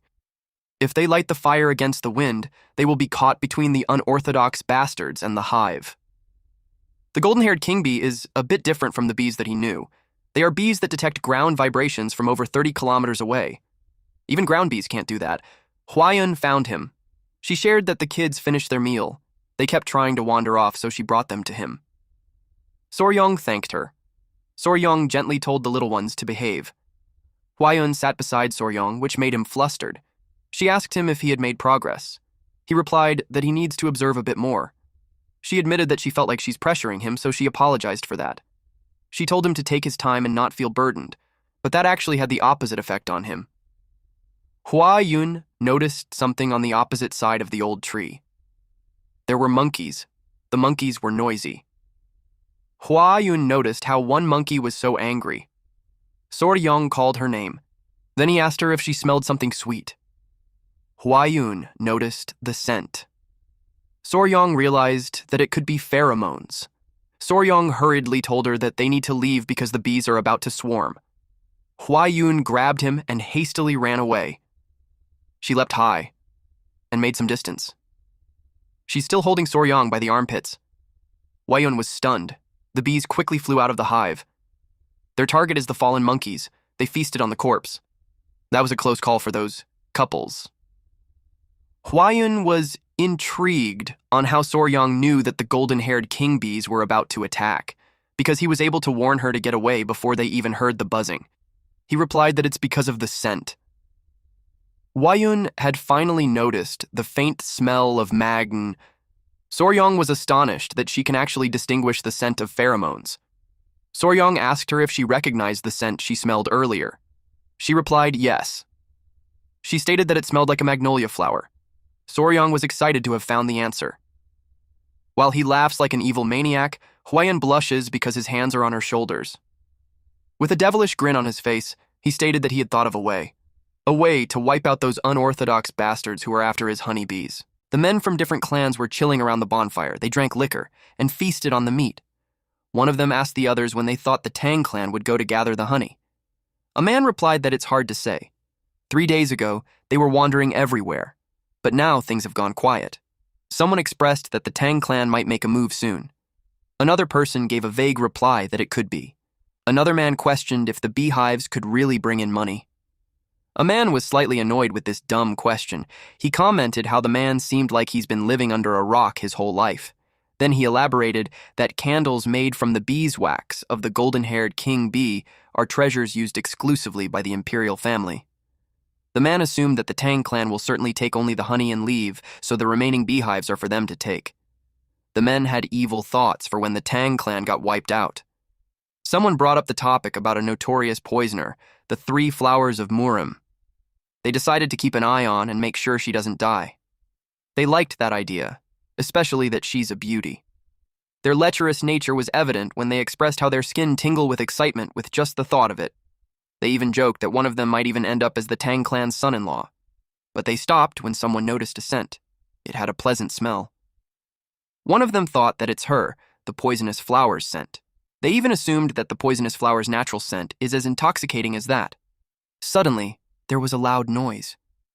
They wondered what it was. Something had formed in the sky. They were all terrified and confused as to what it is. They realized it's a swarm of golden-haired bees. They immediately ran. The golden-haired bees chased after them. They screamed as the bees' attack landed on them. The mixture that produces the smell was scattered on the ground. It was positioned like a trail. Soryong, Hwayun, and Wolgang watched behind the bushes. Hwayun and Wolgang couldn't believe it worked. The bees are heading in one direction. Hwayun asked Soryong what he did. She didn't expect the bees to get furious over the scent of flowers.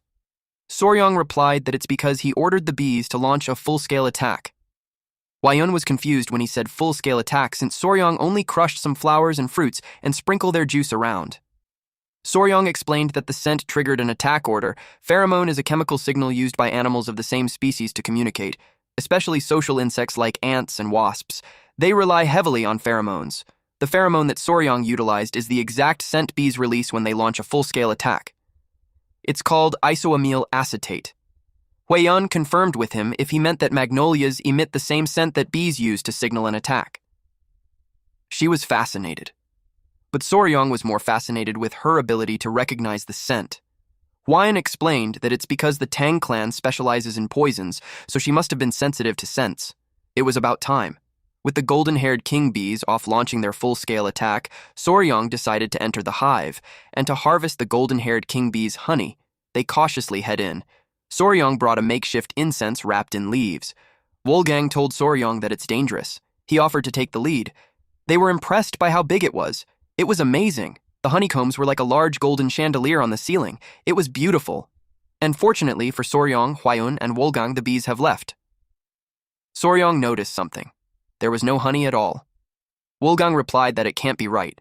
He inspected the honeycomb, and it was empty just as Soryong predicted. Wolgang finds it strange because it has never happened before. Soryong realized something. There were no eggs in the hive either. Wolgang inquired if that has something to do with the hive being empty of honey. Soryong replied that the bees were preparing to migrate from the start. That must be why they consumed all stored honey and carried it in their stomachs. Soryong theorized that it's because they sensed too many human presences nearby. Hwayun agreed. Soryong explained that when bees prepare to migrate, they stop laying eggs, and they no longer have the capacity to care for larvae. Then, RMC saw something. He saw the back end of the bee. Soryong had a large grin on his face and asked the leader how long he could last if he continuously used his mobility arts without rest. Wolgang replied that if he paces himself and runs steadily, he can manage about half a day. Wolgang inquired why Soryong brought that up. Suddenly, Pei appeared and reported the golden-haired bees. They are coming back, so Soryong must leave immediately. They hurriedly ran. Wolgang told Soryong to give up. Hwayun hurried to Soryong's side. She grabbed her shirt and told him to hurry up. Pei panicked and told them to get out at once. There was something bulging from Soryong's chest. Time passed by. That was really close. Hwayun was grateful that they managed to get out before the bees came back. She couldn't finish her sentence because she got distracted. She asked what Soryong had on his chest. Soryong's immediate reaction was, "Oh." The little bee's head appeared from his clothing. Soryong replied that it's the queen bee of the golden-haired king bees. Since there's no honey, he brought the one who can make it. Upon hearing that, everyone made a nervous expression, and they all turned pale while beads of sweat formed on their faces. The queen bee looked so cute as it made a small bee noise. With a devilish smirk on his face, Soryong told Wolgang that the bees will realize that their queen is missing, and any moment then, they will start chasing them. It's funny how, instead of being worried, Soryong actually looked delighted while rubbing the queen bee's head. He told them that they should run. And so began the life-or-death chase. Wolgang carried Soryong on his back, and they ran as fast as they could. The queen bee was fussy. Soryong rubbed its head while telling it to stay still for a moment. He assured the queen bee that he'll take her somewhere people won't bother them. It's been a few days since the honeybee race of death began. During that time, the group pushed themselves to their limits, reducing sleep and fully exerting their mobility arts. They were all out of breath and energy. By the time they reached their destination, a few of the warriors from the Venom Blood unit had already fallen behind. Soryong promised himself to demand mobility arts to be taught to him when they got back. One of the warriors tripped and fell. The warrior beside him was surprised and announced that another one had fallen. The fallen one is Hwang Duryong of the Venom Blood unit. He actually looked half dead as he lay on the ground, and his face had dark circles beneath his eyes, snot and saliva dripping from his open mouth. Soryong had dark circles too. He's now hopeful that when the queen bee is far enough from the colony, they won't be able to attack. Wolgang is starting to lose hope as he asks Soryong if they can really escape. Soryong gave a vague answer. 3 days later, another warrior fell face down on the ground. He apologized to Soryong since he can no longer move. Soryong was worried for Wolgang. Hwayun decided that he will carry Soryong instead. Soryong suggested that it's better if he ran himself. Hwayun was shy, but despite her haggard look, she promised that she could do it. She announced that a member of the Tang clan never gives up. At the entrance of the Tang clan's house, 2 guards were stationed. They noticed someone approaching, and they recognized that it was their young lady. Hwayun and Soryong supported each other to stand. The guard's jaw dropped when he saw how they looked. The family members were called immediately. With all the fuss, Museong and Cheol-san came out. They were stunned when they saw the faces of the two. Hwayun really looked messed up. Cheol-san lays Hwayun's head on his lap as he heals her. He's furious, and he asks Soryong what was the meaning of all that. Soryong told him to calm down and explain that Hwayun is simply exhausted after using mobility arts for 10 days without a break. Soryong was in a hurry and told them that there's no time for it and they must hurry to the training grounds. Museong was confused. Soryong took something from his clothing and showed them the queen bee. He explained that the other bees swarm there soon, so they must head to the ancient tree in the training grounds. Everyone's expression couldn't be painted. They were all dumbfounded except for Museong, who laughed, amused with the brat. Cheol-san couldn't believe it since he sent Soryong to fetch honey, and yet he came back with the queen bee. Museong placed his hand around Soryong's shoulder and told them that they'll go. Soryong screamed out loud when suddenly, Museong jumped high while carrying him. Museong hurried. Soryong suddenly screamed, so the old man asked what was wrong. Soryong told him that the bees are swarming towards them. Museong saw that there were a lot. He asked if he brought all those with him. They're almost there, so they hurried. Soryong's body couldn't catch up with the speed. Good thing Museong's hands acted like a seatbelt. They eventually arrived. Soryong made his way to the tree. He explained to the golden-haired queen bee that it's the place that he mentioned earlier, and it will be their new home. Soryong let go of the golden-haired queen bee while asking, "Not bad, right?" The queen bee made a bye noise as if she understood him. She checked out the tree and turned to Soryong while looking excited, as if she's expressing that he's right. Soryong wondered if she really liked it. Museong told Soryong that they must leave for now since the bees are coming. The members of the clan watched the colony of bees fly above them. The golden-haired queen made bee noises as if she's calling them. The bees head for the tree. Museong was astonished. He expressed that in all his years, he had never seen anything like it before. Mission accomplished. The golden-haired queen bee has been successfully captured. Few moments later, we see these cute dog-sized bees drinking something. Sugar water was given to the golden-haired bees who were exhausted from following them. Well, after all, there's a saying that bonds are built over food, and goodwill begins with a meal. They're fortunate that there was something similar to refined sugar in that world, so it worked out fine. Soryong was hopeful that the little feast would help lessen the bees' wariness to them. It would be even better if they start recognizing Soryong as their master. Our MC suddenly shouted that he forgot something. Cheol-sun and Museong looked at him with suspicious eyes and asked what it was. Soryong nervously asked about Hwayun. Cheol-sun was a little pissed off that he just thought of her after everything. Cheol-sun replied that he told the other members to take Hwayun to her mother and let her rest. Cheol-sun asked if they really use mobility arts all the way from the forest to the house with those bees in tow. Soryong nervously replied yes and asked for forgiveness. Soryong shared that they barely managed 4 hours of sleep a day, and the rest of the time was spent running. Suddenly, Museong realized something. He asked Soryong where the members of the Venom Blood unit were. Beads of sweat formed in Soryong's head as he nervously replied that the members had collapsed somewhere on the roadside. He told them that he'll go pick them up. Eventually, the members of the Venom Blood unit returned safely to their families. In Hwayun's room. She's awake and energetic enough to be able to sit down now. Soryong was by her side. Hwayun happily brought up the topic that the golden-haired bees have recovered their strength.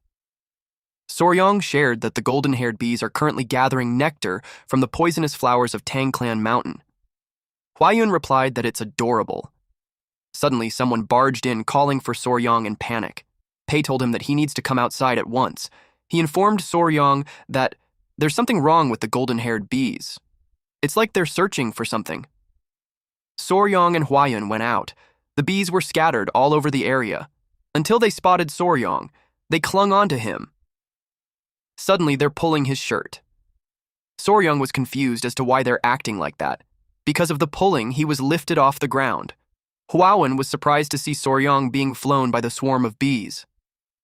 Soryong looked funny in the air with his legs straight and arms spread, creating a T. Eventually, the bees dropped him. Soryong asked them why they're fussing in their hive. He thought that something's wrong. The bees pushed him, and Soryong got the message. They want him inside. He looked around and saw that they've already built part of the hive and they're working hard to gather honey. Then he noticed a bee approaching. It was the queen bee. Soryong put his palms out and asked the queen bee if she wanted a lift. Now, Soryong can't move since the other bees clung onto him. A bee was pinching his cheeks too. He looked at the queen bee and she looked elegant and cute. The author really put a lot of work here. Dang! Then the queen bee closes her eyes and approaches Soryong's mouth. Soryong panicked, but he was shut up because the queen bee kissed him on the lips. He felt that something was placed on his mouth, and then he swallowed it. The other bees stopped clinging onto him. The queen bee was done kissing him. Soryong was red as a tomato. He was embarrassed, and he yelled at the queen bee that it was his first. He asked what she was even doing. Then Soryong felt bad. He collapsed on the ground. He was in excruciating pain. In his mind, he asked what the queen bee fed him, and from his perspective, the queen bee had this mysterious look on her face.